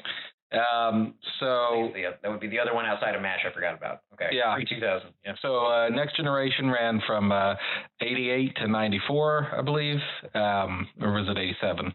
But again, it's sort of a spin-off of the original Star Trek. I like them both a lot, but I think I like Next Generation a little bit more because I watched that more as a kid. Sure. So it has a little bit of that nostalgia factor for me as well. Agreed. Sure. Okay. And just like it definitely wasn't a drama in the sense of like Breaking Bad or anything. Right. But it did have so many like interesting characters and morality plays and like really, really deep discussions about like what is right and what is wrong. And talked about them and tried to suss that out. And like just it was really a well done show. And the Season 7, the last season, had some weaker episodes in it. But like when it really hit its stride, like seasons 3 through like 6, or like 5, like were just really, really awesome. And there's just so many like, great episodes in that. So I'm going to put Star Trek: The Next Generation up. I think that's a great pick, as long as you agree that we're just pretending the movies didn't happen. What movies? Exactly. There you go. They just had like Wrath of Khan, right? Actually, you know what? The original movies were all pretty much okay. I like The Next Generation better than the original series, but I like the original series movies better than the Next Gen movies. Fair enough. I think that is a fair assessment. Okay. All right, Neil. Aside from the Next Generation movies, what dramas would you put up next on Mount Rushmore? Well, again, I don't know if this one's going to make it up there because I don't know. I think Gary has watched this, and I think he likes it. I don't know if Jonathan has. But I always was a big fan of the 2000 version of Battlestar Galactica. Okay. I think it was really well done at the beginning. It hit a lull with the writer's strike in 2007, 2008, but I think it turned it around the last season and wrapped it up all pretty nicely. All right, and that was about ships in space, so kind of a sci-fi-ish theme. It was like darker, I would say, than Star Trek is. Like, yeah. Star Trek's all about hope and positivity and humanity, and Battlestar Galactica is the complete opposite. There's no hope. We're all just running for our lives. Yeah. Okay, Battlestar Galactica. All right, Johnny, what is your fourth pick? This is a tough one. I mean, there's going to be tons that we don't even mention. I'm going to feel bad for not even mentioning The Wire. I'm going to feel bad for not mentioning Band of Brothers. Mm-hmm. So Band of Brothers, I'm going to touch on Band of Brothers. I absolutely love Band of Brothers. It's one of my best shows. But if we're talking about Mount Rushmore's, it's only a mini-series. I know. So that's why I haven't picked it for my list either. It's such a great 8 episodes. 10, whatever the hell it was. I think it was 10, but yeah, it was a fantastic miniseries. It was. Yeah, I don't know. I just, because I'm looking at my list and I'm like, okay, I was like, the first 3 seasons of Weeds were absolutely fantastic. Season 3 of Dexter that's one of those I'd put up there with season 2 of House of Cards is one of the best. Is that the one with Jonathan Lithgow? Yes. It's a great series season. It is a great fucking season, and it's just hard because those have like some pretty good seasons and then like one amazing one, but it doesn't make up for we're talking about the entirety of the series here. So I couldn't put Dexter up there. I couldn't put Weeds. I couldn't put True Blood. God, there's so many. Ted Lasso, I have a feeling is going to hit that at some point, but it's still too fresh. It's too new. I felt the same way about The Morning Show. I felt both of them were really solid. Really had solid first 2-3 seasons, but they're not done. They're only halfway through, basically. Yeah. Well, we'll see with The Morning Show. They might just go season 3. I'm gonna have to say. Can you come back to me? Am I doing this on 4? No, this isn't fair. All right, I'll come back to you. All right. What do you want? Tell me what you want, Jonny. I didn't anticipate Neil picking all the ones that he picked, and Gary, I anticipated your 3 so far. Okay. I didn't anticipate 3 of Neil's. I knew MASH was going to be up there. I did not know the other 3. I should have figured the X-Files, though. I don't know why I didn't think of that one. Damn it. So it's just kind of throwing me off like I was planning. It was almost like the fantasy football draft. I was like, okay. Here's what I think Gary and Neil are going to pick. And I'm like, if they pick these ones, I can pick these ones, but some of these other ones are my favorites. So, it's fine. I'll just leave them up there. It's fine. It's not a problem. Now, what are you going to do? Well, you've ruined me. Gary, go ahead. Okay. I'm going to throw up the TV show The West Wing. I thought you were going to say that for number 5. Jesus, how long is it going to take you to get there? That would have really thrown me off if you had said that. The West Wing is a Aaron Sorkin written show for seasons 1 through 4 at least, and it follows sort of the presidential administration of Josiah Bartlett and the it's President Martin Sheen, right? Yes, Yes, of course, President Orange. And really, seasons 1 through 4, the ones with Sorkin, are really, really, really good. The ones after that are less good, but there's Rob Lowe left too. Yeah. So Rob Lowe is actually not really my favorite character. Oh, he wasn't my favorite character either. Yeah. But what was his name? Sam Seaborn. Yeah. I mean, like, it's interesting because, like, he was clearly supposed to be, like, the lead of the show. Yeah. Like, if you watch the pilot episode, he has all his lines by far. Yeah, and he's, like, the focus of it. But, like, as the show goes on, smartly, the writers refocus their attention to what was turned out to be the driving force of the narrative, which was more President Bartlett. Yeah. And filled in with his cabinet. I mean, yeah. Oh my God! Talk about staff. And like it's just like it was a really well written show. Like very, very clever, tight, strong dialogue. It pioneered the use of sort of the walk and talk. So like you're walking and like person's giving dialogue, and then one person peels off, and then another person joins, and more dialogue as you're just walking through the whole. Did you read how many? Have you ever heard how many, like how long it would take to get those right? Like how long they'd have to spend, like obviously days, they have to spend like a day or two practicing the choreography. The background walkers, like the extras would have to come in and they'd have to practice by themselves, like walking around, like filing papers and staying out of everybody's way, staying out of the camera's path, because they had just that one continuous set. So they would do it for like, it would be like 4 or 5 hours, because they'd have to like one take, like you can't just stop. Did it ever like, did it shorten as they did it more and more? I didn't ever read that. I'm sure it did. Yeah. I mean, but they didn't say anything in the behind the scenes and stuff. They, I think it was Bradley Whitford was talking about it actually, and he didn't say anything about that. But yeah, just like a really strong ensemble cast. I mean, of course, you had Martin Sheen, who was great, and like just like it just. Witty, well written, very insightful, and multiple Oscar winners. Yeah, on that show, Allison Janney. Yeah, and Martin Sheen. Yeah, actually, was Martin Sheen won an Oscar? Maybe multiple Oscar-nominated actors. Did he win one for Spawn? Was he in Spawn? He was the president. Spawn. He was the president in Spawn. Wasn't he? Yeah. That is probably the worst comic book movie of all time. No. No, Gary, it's not. What's the worst comic book movie of all time? Sidebar, real quick. Probably, I don't know, maybe like one of the Captain Americas from the 70s. No, those were probably entertaining. Spawn sucked. Okay. I actually rewatched it last summer just because I was like, I remember Spawn as a kid. It was great. No, I'm not the indicator. I'm the violator. John Leguizamo. You love to see. Anyway, West Wing is my pick. Jonny, coming back to you for number 4. It's a solid pick, man. I mean, yeah, that was definitely. I was hoping one of you guys was going to select that, so I wouldn't have to. Because I have more. You should have known Gary was going to select that. Yeah, and he did. He just waited a while. He's making me sweat over here. I know. I got it. I appreciate it for number 5. That's how I build it. That's how I build the pressure. Pressure. Oh man. Okay. For me, as far as an entire series goes, okay, as far as the whole of the series, so one of them isn't done yet. But as far as one being done, I am probably going to say Mad Men. Okay. My 4th.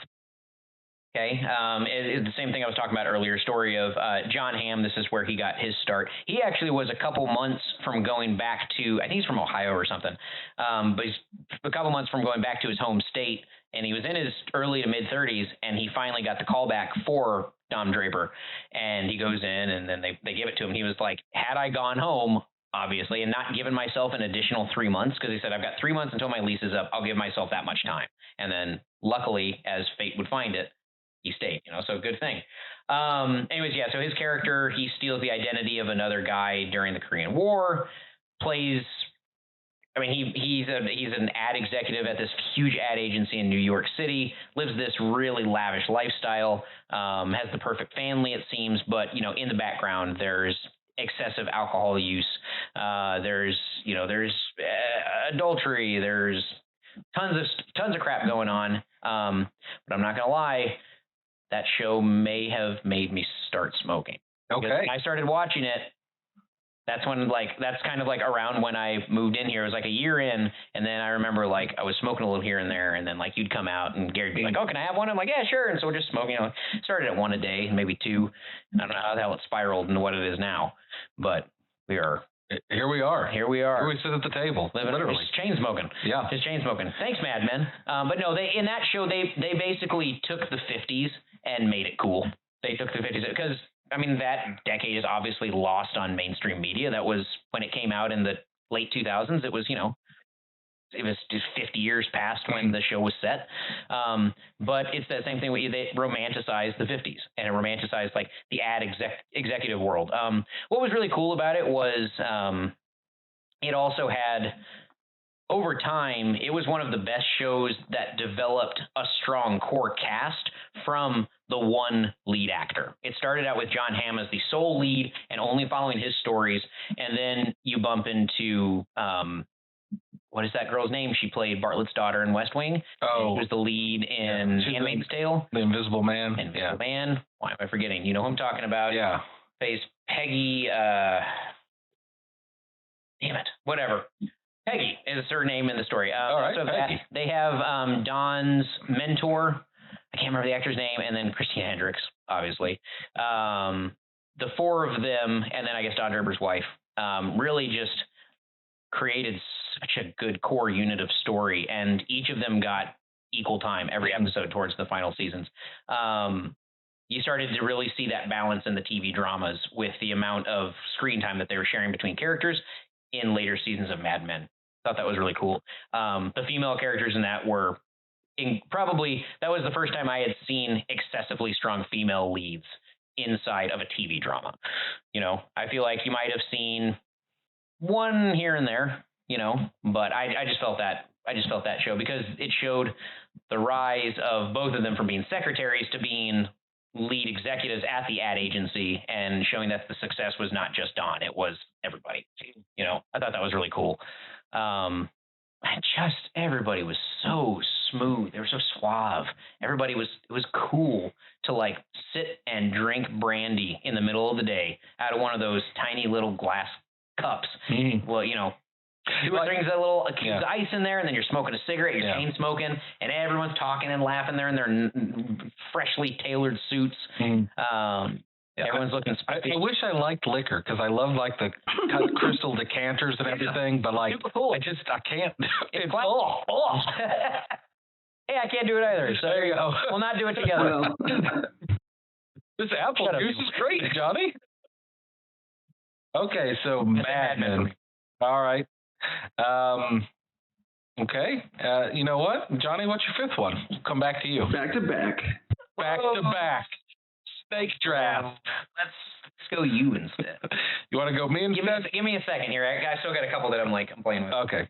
My fifth one is going to be the I think it was 2015 version from Netflix of Daredevil, which was a kind of a superhero movie, but it was really, yeah. That was a good series, but you're going to put that in your top 5? Yeah, I think that that was not only like a really well done series in terms of like the action of it, but great. Was just so well done in terms of like the acting of it and like how they told the story, and like it really made really helped be a good dramatic foil for some of the superhero movies that were kind of coming out. Like this was like a longer term kind of drama, so Daredevil is going to be my choice for number 5. That beat out. I definitely didn't see that one coming. I didn't see that one coming either. I like to throw you guys curveballs. I mean that beat out. Like House of Cards and Stranger Things for you? Well, House of Cards. Because remember, Daredevil had what it ended up doing 3 seasons on Netflix. Was the third any good? I never watched it. I just watched the first 2 seasons. Yeah, which were both very good. Yeah. Okay. I mean, that's the amount of time that. Anyways, okay. Well, like House of Cards it had some weak seasons to it. Daredevil just wasn't on. It was kind of that. I guess the only reason I bring it up is it's the same thing that we talked about in the sitcom episode when we were debating Arrested Development. Yeah. You know, it was that it's got a very small sample size. It's a very solid sample size, and it's fucking hilarious, but it's very small. Yeah. And I mean, obviously Arrested Development was way more popular than the Daredevil series was, but you know what I mean. Yeah. Like, so I guess that's why I'm surprised. Yeah, I figured I should have sort of a like more fun, fancy one on my list. So, Daredevil it is. Matthew Murdock himself. Hey. Jonny. Neil. Johnny. Okay. Johnny. Neil. Xena. You what? You what? What'd you I'm say? surprised Gary didn't pick Xena, Warrior Princess. Warrior Princess. Lucy Lawless. That is really good. I know. Yeah. That is really good. Okay, Neil, what is yours? I'm really torn between two of them right now, Okay. and I can't decide. What? Let me ask you. What are your two you're torn between? So I'm torn between Scott Bakula's Quantum Leap Okay. Heard a lot about that. and 2012. I think it was on Netflix. Longmire. Longmire. God, yeah. I did see a couple episodes of that. Okay. But I think I'm gonna go with Longmire. Longmire. Okay. All right. Longmire on Neil's list. Neil, I'm telling you, you're surprising me with a lot of your picks. I guess we've never really talked about. I guess we don't talk about TV shows very often. No, or dramas especially. Or dramas. Yeah, that's true. That's true. Damn. Okay. Why Longmire? What? I don't really know what it's about. I mean, I guess it was a. So Longmire he's a sheriff in I think it's Absaroka County in Wyoming. Okay. But it's just a very good drama of small town rural policing, also interacting with the local Indian tribes there, and things that come about from that. I thought it was very well done. I enjoyed the cast. I enjoyed the writing. I thought it all flowed really well for like the maybe 4 seasons it was on. Okay. But yeah, it was definitely one that I actually enjoyed sitting down and watching and waiting for the next episode. Yeah. Longmire was Neil's pick. Okay, yeah. Longmire. I watched that with my dad a lot, and we enjoyed that as well. Cool. I mean, who would win in a fight, Neil? Longmire or Walker?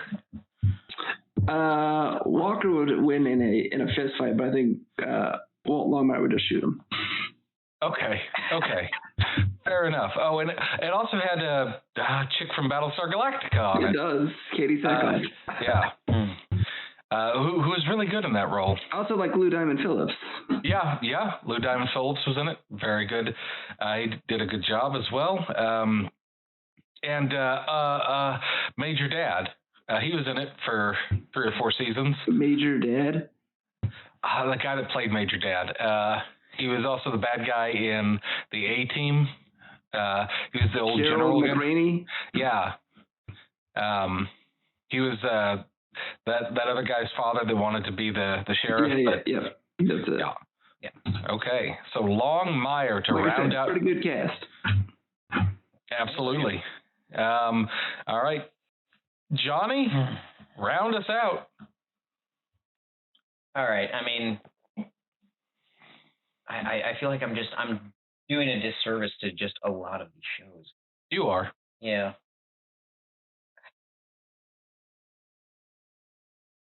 Like Peaky Blinders on. Yeah, I guess I was wrestling with House of Cards had the first 2 seasons some of the best in television history, but I can't remember. I'm pretty sure it was season 3. I'm pretty sure the ridiculous one was season 3. Maybe it was 4. One of those though was one of the worst. It went from being one of the. I think the first 2 were really good. Third one was just eh. Yeah. The fourth was just completely all over the place, and I was like, why is the Russian president here so much?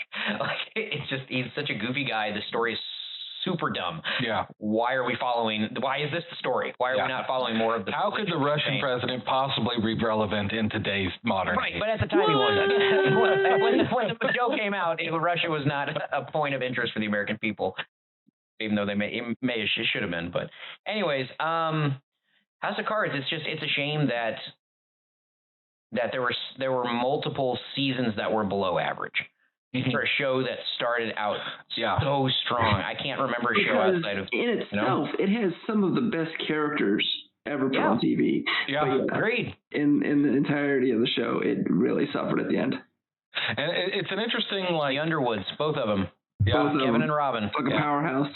Yeah, that's a true power couple right there. And it's interesting because like House of Cards is kind of like the foil to the West Wing, because in the West Wing, it's all the people are generally good or trying to do what they think is the good thing to do and like help people, whereas in House of Cards, they're all pieces of shit that live in Washington. Just like, well, you know. I guess the guy that was the president at the beginning of the show, he seemed like he was okay. Yeah, Walker. Walker, Texas. No, it's not Walker, Texas Ranger.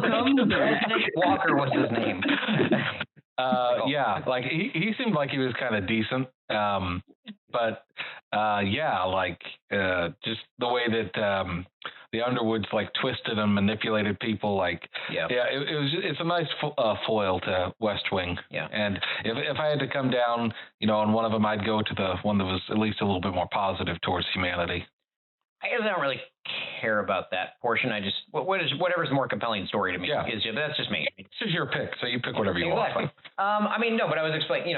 That's why I was thinking about House of Cards, and Ted Lasso is the same thing. I love the first 2 seasons, but there's only been 2 seasons. Peaky Blinders and Sons of Anarchy, like they're both awesome fucking shows. If you're into the mob mentality shows, if you like The Sopranos, you'd love Sons of Anarchy and Peaky Blinders. One is basically an Irish mob, essentially, that takes over a good chunk of the UK. Mm-hmm. And then Sons of Anarchy is a biker gang that protects the town that they live in. Like, they are actually the police of the town they live in. They sell guns, but they don't run drugs, and they don't do sex trafficking and stuff like that. They just run guns, and they're kind of like, they're it's the anti-heroes, the bad guys with the heart of gold kind of thing. Solid, definitely. Both series, started to run at it. Peaky Blinders picked up steam, actually. I was mad when Peaky Blinders decided they were going to stop at the end of season 5 and do a movie for some reason to end it all, but they're not going to do season 6. That's what they've said so far, and that's been how it's been over the last year and a half. Okay. So it's odd. I don't know. I'm sure there's more to it. It's a bold strategy, Cotton. Let's see if it pays off for you. It all circles back to Arrested Development. Exactly. So because of all those things, although I found season 3 of this show to be, frankly, a little weird, I thought seasons 1, 2, and 4 were all fantastic. So I'm going to bring Stranger Things up there, absolutely. Especially me being a kid of the 80s and 90s, like, it's just a huge nostalgia factor. We're now I was talking about this on Ian's podcast the other day. We were talking about retro films, and there was a movie called Turbo Kid from one of the director of Hobo with a Shotgun. He was one of the producers. But it's a movie. It's a post-apocalyptic world, and the music is all 80s. Basically, time stopped when nukes hit the world. Time stopped in the mid 80s. So we're in 97. So it's been like 13 or 14 years since the world was bombed. But everything is still from the 80s, and so it was a cool concept. But we're seeing that nowadays. All of the executives that are in charge of these major networks and streaming services are kids of the 80s, 70s, and 80s. And so we're seeing that retro from the 80s come back. We're starting to see Michael Ironside is in this. Michael Ironside is in it. Yeah, he plays Zeus. He plays the bad guy. Yeah. No shit. He plays the loving father that helps out the kid. Yeah. Okay. But we're seeing that. We're starting to see that coming into the 2020s. We're starting to see that with the 90s, and in the 2030s, we're going to see it with the 2000s and so forth, with the 2010s and 2040. And it's every 30 years you see this happen. In the 2000s, it happened with the 70s. You saw like that 70s show was really popular. They're really popular. Boogie Nights was really big. You just look at the 70s movies. Anyways, so I'm going to say Stranger Things. I just think they've kept the storyline going for such a long time, and you still don't understand everything. I've watched all of those episodes at least once. Most of them I've watched twice, and we still don't completely understand where Eleven came from. We get background on her upbringing and her killing certain people and her going to the Upside Down and all that, but everything hasn't completely been put together yet. and they're setting up for an Infinity War type ending where everything from every season is coming down to this. Well, you saw it. It's into this final season. Picturing 11 fighting Thanos. Thanos? Yeah. Yeah, which die immediately. Yeah. Okay. It's way too powerful. But it's got with David Harbour and Winona Ryder. And then they also do a wonderful job, by the way, I will say, of bringing in special guests basically to make an appearance for one season. You look at Sean Astin, Paul Reiser, Matthew Modine. Yep. Well, Modine was there for 4 seasons, and he's also a bad guy. But he was only there for season. He's been there every season. What? All of them. Well, he's Papa. Yeah, I know, but he wasn't in season 2, was he? Yeah. He wasn't in it a ton. They had flashbacks and stuff, but he was always around. I guess you're right. He wasn't as prevalent as he was in seasons 1 and 4. But the interesting thing with that show is how it changes my attitudes towards the characters over time. So what's his name? Steve, the former football player. Yeah, I did not like him in the first 4 or 5 episodes. Yeah, and then he really redeems himself. He's one of my favorite characters. Yeah, the same thing with he and Hopper are probably my 2 favorite characters, honestly. Dusty's pretty good too. Yeah, and then the bearded guy that speaks Russian. Yeah, I found him really last year. Yeah, I found him really annoying, and then he kind of turned around. So it's interesting how they are able to kind of change that. Yeah, it is. And it's just, can you guys name the last show that had, I don't know, I guess first off, more prominent roles for teenagers on a drama series, and then on top of that, better acted. No, those kids really nailed from the first episode. Mm-hmm. I don't know if it's the writing or it's the kids or not, but okay. So for our list, we have Jonny, The Sopranos, Friday Night Lights, Game of Thrones, Mad Men, and Stranger Things. From my list, we have 24, Breaking Bad, Star Trek, The Next Generation, The West Wing, and Daredevil. That one's not getting up there. No, I can tell you right now, that one's not getting up there. That's fine. It was a good series, but I can't put it up. From Neil's list, we have MASH. We have Walker, Texas Ranger. We have The X-Files. We have Battlestar Galactica. And we have Long Maya. So, all right, let us debate and throw up some names. Again, it doesn't have to be from this list, but, it's probably a good list to start with. Let's see what happens. Yeah. All right. So I'm gonna start. I'm gonna throw up Star Trek: The Next Generation as an excellent drama.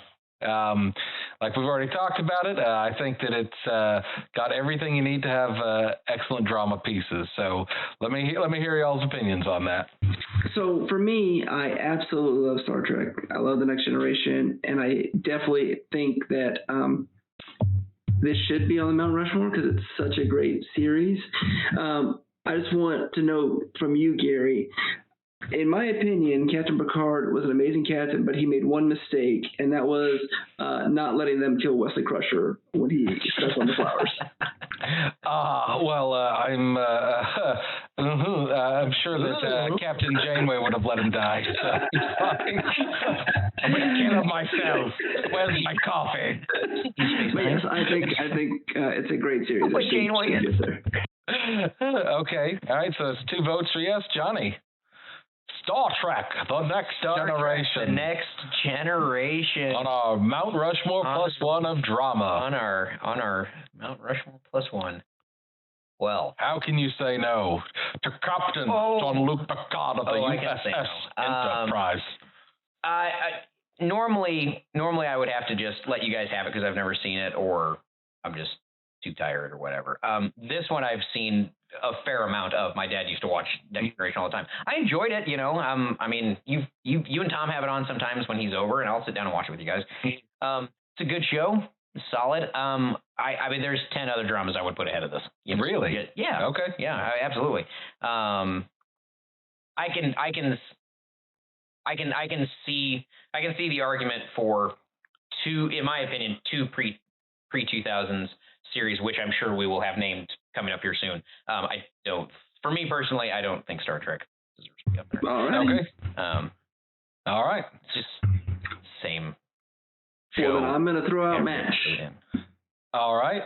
Neil's throwing out MASH. I will also say yes on that one. So, Jonny, coming back to you.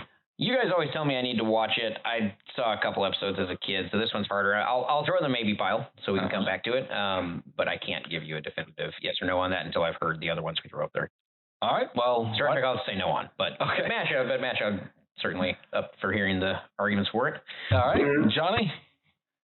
For me, I mean, let's go easy. I'll throw Breaking Bad up there. I mean, let's just start with one that everybody. Are you a no on that, Neil? I just wanted to piss off Jonny. Yeah, I don't really know what argument I need to make for it. I'm going to be a yes on Breaking Bad.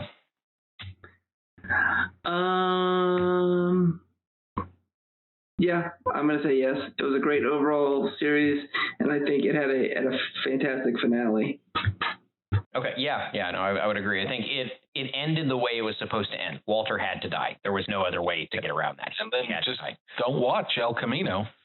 Don't watch El Camino. There is no reason to watch El Camino. It wasn't like a piece of shit or anything, but it didn't need to be made. There was no reason to. Jesse escaped. Let the guy escape. That's it. It's done. A money grab, bro. You're right. It's a money grab. It's a Disney move for sure. Okay. Maybe Kathleen Kennedy was behind it. Who knows? Don't you guys like her a lot? She's the one that helped do that. Oh yeah, she totally destroyed everything she's ever touched. Neil, do you remember when you spent all those hours reading those Star Wars? Just stop. Okay. I'm going to throw out The West Wing for my next choice. I think a good serial drama with procedural and long debates and soliloquies and boring ass shit is exactly what this list needs. You want to talk about shows with wittiest banter of all time? I dare you to throw 5 other shows that could pair up with West Wing. Might have a couple that are a little better, but the banter that they had between them, which makes a lot of shows so watchable, so enjoyable. Yeah, that's what West Wing had. You know. Yeah. I'll agree with you on that one. I'll back you up on that one. I think that it's hard to take a political show, especially in the 90s, and turn it into something that people are constantly tuning in for, even when Aaron Sorkin and Rob Lowe have left after season 4. They're still tuning in. It's crazy. I mean, the fact that season 7 was basically all Alan Alda and Jimmy Smits. It was really weird. It was just the two of them. It was like, yeah, Brad Wicks was on like every other episode for a few minutes. Allison Janney was like, I think she was like 3 or 4 times we saw her that season. Well, like probably 70% of the focus shifted to just like characters we'd never seen before, and it's like, what is happening here? I still liked it. Yeah, like it was really like, and just like. One of the episodes in season 7 was called like The Debate, and the entire episode was a debate between 2 fictional presidential candidates. But it was. Anyway, Neil, what's your theory on that, or your thought on that? So I've never seen The West Wing all the way through. Okay, fair enough. But I will say what I did see, I did like. I do love Martin Sheen. I do love Rob Lowe. Bradley Whitford. I think it's a great show, and I would put it in the Mount Rushmore, even though I haven't seen it all the way through. All right. West Wing going up on Mount Rushmore. Bartlett finally made it onto Mount Rushmore. He finally did. Maybe not the one that counts, but this is the only one that counts, Jonny. Okay. All right. All right. Neil, what's your next pick?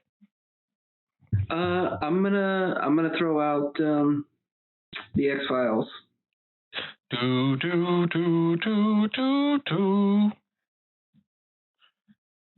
All right, Agent Scully and Agent Mulder. I think it was a great show. It ran for quite a few seasons, and then it got revived, I think, for another season, like 2017 or 18. But I always enjoyed the extraterrestrial sci-fi side of it, but I also think Mulder and Scully were both great characters individually, played by both great actress, and together it was just well done. Yeah. All right. And one of the main writers for that show was Vince Gilligan, who was the creator of Breaking Bad. Oh, yeah. Oh, yeah. Go back. He worked on that series for many seasons. And Johnny, what's your thoughts on it? Thinking. I do love the X-Files. It's a huge nostalgia factor for me. My buddy Jason Post, I would always, for some reason, I don't know why, but I always used to hang out at his place on Sundays. But anyway, that's when X-Files came out, and so I would stay for dinner. Yeah, and his parents and him loved X-Files, so I got fucking hooked on it. You know, my parents wouldn't watch it. My parents didn't. My dad watched it on occasion, but my mom wasn't into that kind of stuff. I was though, and I loved it as a kid. I know they made the movie, and I, ate that up, even though it was a piece of crap. It was whatever, fine. It was okay. If you're a fan of the show, then, I wouldn't say I was ever a mega fan, but come back to me in a second. This one, you got me on the fence, Neil. You got me on the fence. Give me a second. Let me think about it. I will.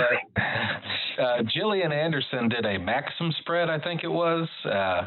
So that's all I need to hear. So yeah, I'm totally down for saying yes on the X-Files. We got Breaking Bad and The West Wing so far. I mean, because the X-Files was like it was so interesting because it added like a mystery element to the drama, which is lacking from I think all the other ones we have up here. It adds the sci-fi element, which I don't think we're going to get on any other potential.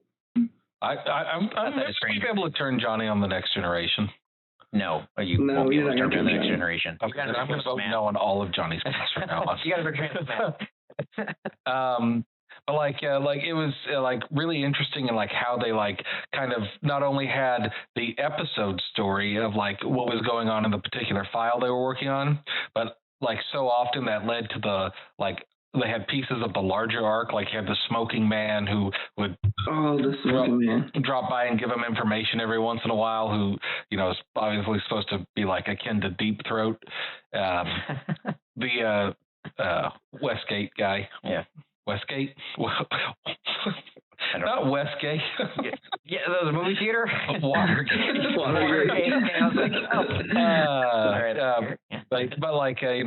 it tied up really well and it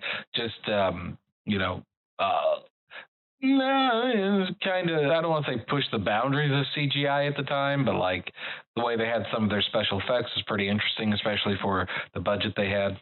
Here's where I'm running into my dilemma, Neil, is that with both of your last two picks, it's not that I didn't enjoy them when I watched them, it's that they're not long-running form TV shows. And for me personally, the best TV dramas are those long-run form.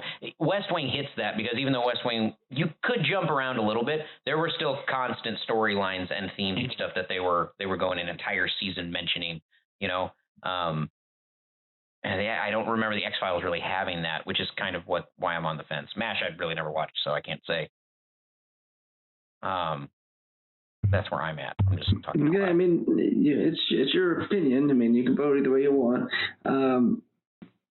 I don't know what to say about it. Yeah, I will. We'll put a question mark on you for that one, Johnny. All right, I've got 2 question marks so far. All right. Yes. I know. All right, Johnny, throw us out a pick then. Shit, sorry, I was paying attention to. Okay, for mine. Let's see. I don't think have either of you guys seen The Sopranos? I've seen bits of it. Never all the way through. Not really. Okay. Personally for me, that's on my top 5. Just in general. So I would throw that up there, but I don't feel comfortable throwing that up there if neither of you guys have really seen it. So. Oh, what was that? Take that. Oh God. Okay. I'm trying to. I mean, neither of you have seen Friday Night Lights. Guessing, maybe. No. Episodes. No. Yeah. So it's here and there. Okay. Mad Men. I would assume the same. Mad Men. I don't know. I haven't seen all of it. Okay. Game of Thrones. Neil, I know you watch Game of Thrones, right? I do watch Game of Thrones. Yes. Okay, that's the only other one outside of Stranger Things on my list, and I don't think Stranger Things is one of the greatest series ever made. Game of Thrones, though, is up on my top 5, so I will throw Game of Thrones up. All right, Johnny putting Game of Thrones up there. Neil, what are your thoughts on GOT? I mean, I did enjoy it. I thought it was well done. I enjoyed the surprise factor of anybody getting killed off because they looked at someone wrong.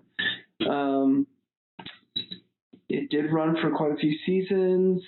Hated the finale, but I think overall I would say yes. Yes. All right. Okay. Well, I'm sorry to do this to you, Johnny. But no, yeah, I'm a yes on that one. Okay. I was like, I haven't seen all that, so I understand. No, Game of Thrones is like obviously a watermark shed in drama. Yeah. And just it's a really good way to put it, actually. Yeah. You're very, very much as a watermark shed. Yeah, because like it's just the quality and the budget on it and the story writing. You never saw before the million an episode for production. Yeah. You did not see that on TV series. Paying Jerry Seinfeld $1 million, blah blah blah, or Kelsey Grammer, whatever. That's normal. But I'm solid in for Game of Thrones. All right, let's go back to you, Neil. Gary, have you? Well, I've thrown out 2 of them that have been put on hold. So. Okay. I thought you'd only done 1. That's why. I'd done 2. What was your second one? West Wing. And West Wing. That's right. Okay, sorry. So I guess that would have been my third. Okay. Well, then I'll throw one out. I'm going to throw out 24. And it was a little tough, like the first season, not in terms of like the concept of it, because I think they had the concept down, but like some of the story. But like it's interesting because like as you go on with it, it gets better and like tighter, and like you understand the characters more, and like the actors and the writers understand their synergy a little bit better. And you do have people that die, like that are main characters that will die just suddenly, like they'll get shot or exposed to violent doses of radiation and then die. And Jack Bauer is just like one of the best fucking protagonists ever written. Like, oh my god. Like he will just like, and he's like not an idiot either. Like he leads from his heart rather than his head. So he's like, I don't understand why I feel like, it's the right thing to do to like save a bus of people rather than like, let that bus of people die and like the city explode. But like, I know in my heart that it's right to try and save everybody. So like, I don't know. Jack Bauer's one of my favorite protagonists. Anyway, and like, it's an action-based story. With a lot of elements of growth and development, because poor Jack Bauer gets so fucked up throughout that whole goddamn series. It's wonderful. So 24, I'm putting that up for my vote. Johnny? Okay. I watched some episodes of 24 when I was younger. Never really got into it, but I also remember how big of a fucking bad it was in high school and stuff. I remember. I don't remember you talking, but I remember we had a friend named Dan Wiemeyer who wouldn't shut the hell up about it. He was always talking about it. He's like, did y'all see what happened on 24 last night? I'm like, Dan, I don't watch 24, dude. I didn't get home from rehearsal until like after that was done anyways. But regardless, I was like, I didn't watch as much. But the hype around it was definitely real. That's one of the shows I had to watch on the DVR, Yeah. I had to record it. Yeah. Yeah. Nice. I'd have to say probably not for me, just because I didn't. It's a cool fucking concept. I'm not gonna lie. The fact that the show, every episode is an hour of a day, basically. Yeah. Right. And you said the show was 24 episodes a season. Yeah, and it was an entire day. Yeah. One season was one episode. That's cool. Yeah. That's a unique idea. Yeah. Jack Bauer had some long days, by the way. I'm sure. And it definitely was the long running. It was the long form for sure. Mm-hmm. I haven't seen enough of it to say. Okay. It's kind of like with The Sopranos for you. If both of you watched it, I mean, out of all the lists I went through, Sopranos is 1, 2, 1, 2. It's just across Rolling Stone, TV list, IndieWire. It didn't matter. All of them had Sopranos was always up there and stuff. It's kind of one of those things. It's like you have to sit down and watch it. Like if I sat down and watched 24, I'd probably love it. Okay. I don't know if it would have been gritty enough for me. It was pretty gritty. I don't know. Maybe. I mean, I still love West Wing, and that's not super gritty. No, I wouldn't say the West Wing is gritty at all. It's not. Bart, like, I'm going to fucking kill you. No, that's not what I mean by gritty, dude. I'm talking about the content. I'm talking about the content that they're broaching. I'm not talking about the language they're using. I don't know. Neil, what about you? What do you think? I watched the first couple of seasons of it. I did like the concept, and I do like Kiefer Sutherland. He was better than Lost Boys. But I felt like after I watched the first 3 or 4 seasons, I'm like, it's just kind of the same thing each day. You know what I mean? So yeah, sure. I'm gonna say no. Okay. All right. Well, that's 2 no's. So I'm sorry, Jack. Sorry, Jack. Better luck next Don't cut time, after me, Jack Bauer. Okay. Neil, let's grab another choice from you then. Since you like shooting my dreams down. Well, yeah. And I like shooting Neil's. Yep.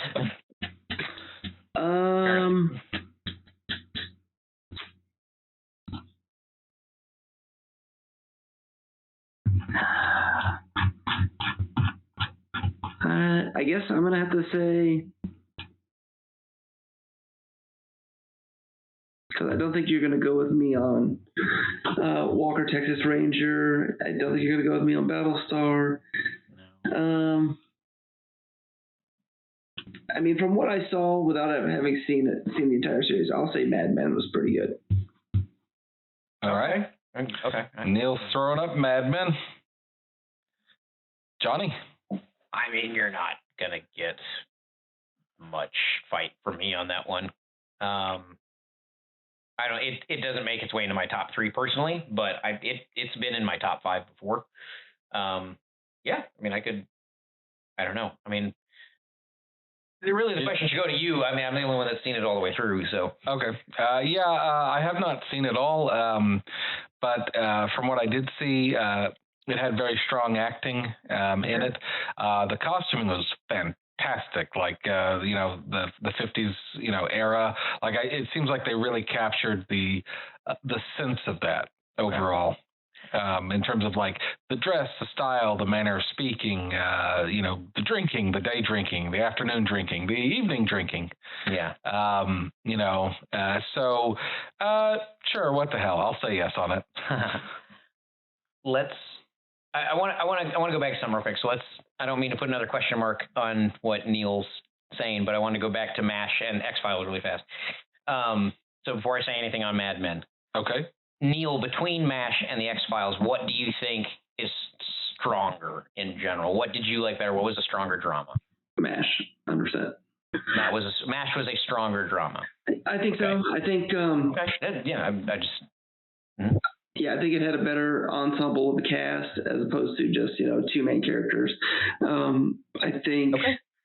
I think overall, I mean, it ran for 11 years. Yeah, I would say of those 2, that would be the stronger. Okay, Gary. Yeah, I think MASH is the stronger for the drama. Do you both like MASH better? Yeah. You like it, Neil? Do you like it better than X-Files? Yes. Okay.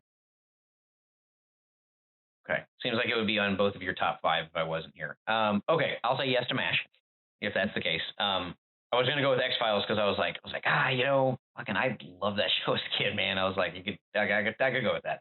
But now that I'm looking at it, yeah, we don't have I like to spread the love a little bit, with subgenres, like Breaking Bad, we've got like the quintessential anti-hero drama. Like that's just the greatest of all time. West Wing, we got the political. Game of Thrones, we have the fantasy. That kind of mixes in with sci-fi. The X-Files, so MASH makes sense. Yeah, MASH is a wartime drama. Sounds good. All right, MASH is up there. MASH is in. Let's add that. Okay, so that takes me to Mad Men. Yeah. Yeah, I mean, if you guys are both cool with Mad Men, just to wrap it out, I would still say that I would personally still throw The Sopranos above that. I may throw The Wire above it. But yeah, I'll say for the sake of it. Mad Men? Well, Jonny, don't forget, you can still throw up Daredevil. Yeah, I feel like that's a snipe at me, Neil. It's a great show. It's a game for Neil. He's like, yeah, it's all fun and game. All right, so Mad Men has your vote, Jonny? Unless anybody wants to throw something else out. I just y'all haven't seen The Sopranos. There's no way I can't convince you of something you haven't seen before. I don't think I could convince y'all on Batman the Animated Series. No, it's not a drama. I mean, but he did just pass away. Yeah. Kevin Conroy did just pass away. Yeah. That's true. And it was a great show. Want to talk about greatest animated series of all time? You can definitely convince me on Batman the Animated Series. Oh, I watched the shit out of that in the 90s. Mm-hmm. It was a great show. It was so dramatic. It was better than Spider-Man and X-Men at one point. Those were my two favorites in the mid-90s. Yeah. Okay. All right, Gary, so what's our Mount Rushmore? All right, Mount Rushmore +1 is Breaking Bad, The West Wing, The Game of Thrones. Game of Thrones, no the. The MASH. Nope, no The MASH. And not the Mad Men, it's just MASH. Mad Men. And Mad Men. So that is our Mount Rushmore +1. All right. And before we looking in. Yep. And before we close out, let's have everyone give a recommendation for a TV show or a film or movie that they think that would pair well with our topic this week. Neil, would you like to start? Because I don't want to steal yours. Well, I can guarantee you're not going to steal mine. Okay. My recommendation for TV dramas is going to be a Canadian police drama called 19-2. That's my favorite show. Shut up. It's a very well done series that ran from like 2014 to 17, and it stars Jared Kesso, who later goes on to do Letterkenny. But it's a very gritty police drama. Okay. Very cool. Very cool. Jonny, do you have a recommendation? I do. God, what am I forgetting the name of this? Damn it. I was going to recommend the newest DC series that just came out at the beginning of the year. How am I forgetting this? It's the one with John Cena. God, what is that? The one that's really kind of dirty. Yeah. Yeah. Oh, God, what's that one called? Dang it. Neil, do you know what we're talking about here? Peacemaker? Peacemaker, yeah. Bring for it tonight. Anyways, I would have to say that if you still believe in the superhero genre, you still believe that it can be good, that it's not completely overly saturated to this point, that it can still have original ideas, hang on, because Peacemaker does just that. And the first season just came out here on HBO Max in January to March, and it was fantastic. It was one of those things where I watched it while it was coming out every week, so I had that week to think about it and stuff. I didn't have the chance to binge it, although I probably will again before season 2 starts.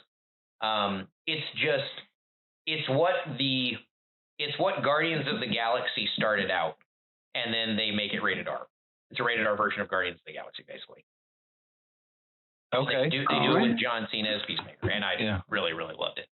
It's the only superhero series in the last couple of years I've seen that I've actually enjoyed. I will say it's got a fantastic intro. It does have a fantastic intro, yeah. Next to, WandaVision was probably the last one that I really liked. Yeah, that had a good intro as well. I just meant the series in general. Oh, okay. The limited series that it was. I'm sure they're only going to do one season of WandaVision. But Peacemaker's coming back. So check it out on HBO Max. That's my recommendation this week. All right, and I'm going to recommend The Sum of All Fears. It's free on YouTube right now. It's a movie. I know. I thought we were doing TV series. I can do whatever I want. Oh, that's right. Watch it in 5. Hey, you let Gary run the show. That's true. I did like Gary run the show. Just watch it in 5 30-minute blocks, and it'll be like a limited series. It'll be a limited series. Or you could just binge it. Just binge it. But yeah, it's in the same vein as like The Hunt for Red October. It's Jack Ryan versus the Forces of Evil. Again, free on YouTube. Well, that's our show, everybody. Thank you for listening. We're glad that you stuck with us as we talked about the Dramamine in our lives. No, the best TV dramas of all time. Yeah, we guarantee that you'll love the show. From all of us. Damn it. I'm Gary. I'm Jonny. I'm Neil. So weird doing that in different order. Okay, and we'll catch you next week. All right, bye. All right, bye. God damn it. That's your You're not running the show again, Gary. Kill me. Thank you for tuning in to Lead Feather Productions' podcast of I Don't Give a Flick. Make sure to subscribe to our podcast so that you never miss an episode. Podcasts are available on Apple, Spotify, Google Podcasts, YouTube, and everywhere podcasts are hosted. I Don't Give a Flick is hosted and produced by Jonny Blackburn, Gary Elmore, and Neil Riley. Executive producer Jonny Blackburn, technical director, editor, and audio mixer Gary Elmore. I Don't Give a Flick is a Lead Feather production. Copyright Lead Feather Productions 2021.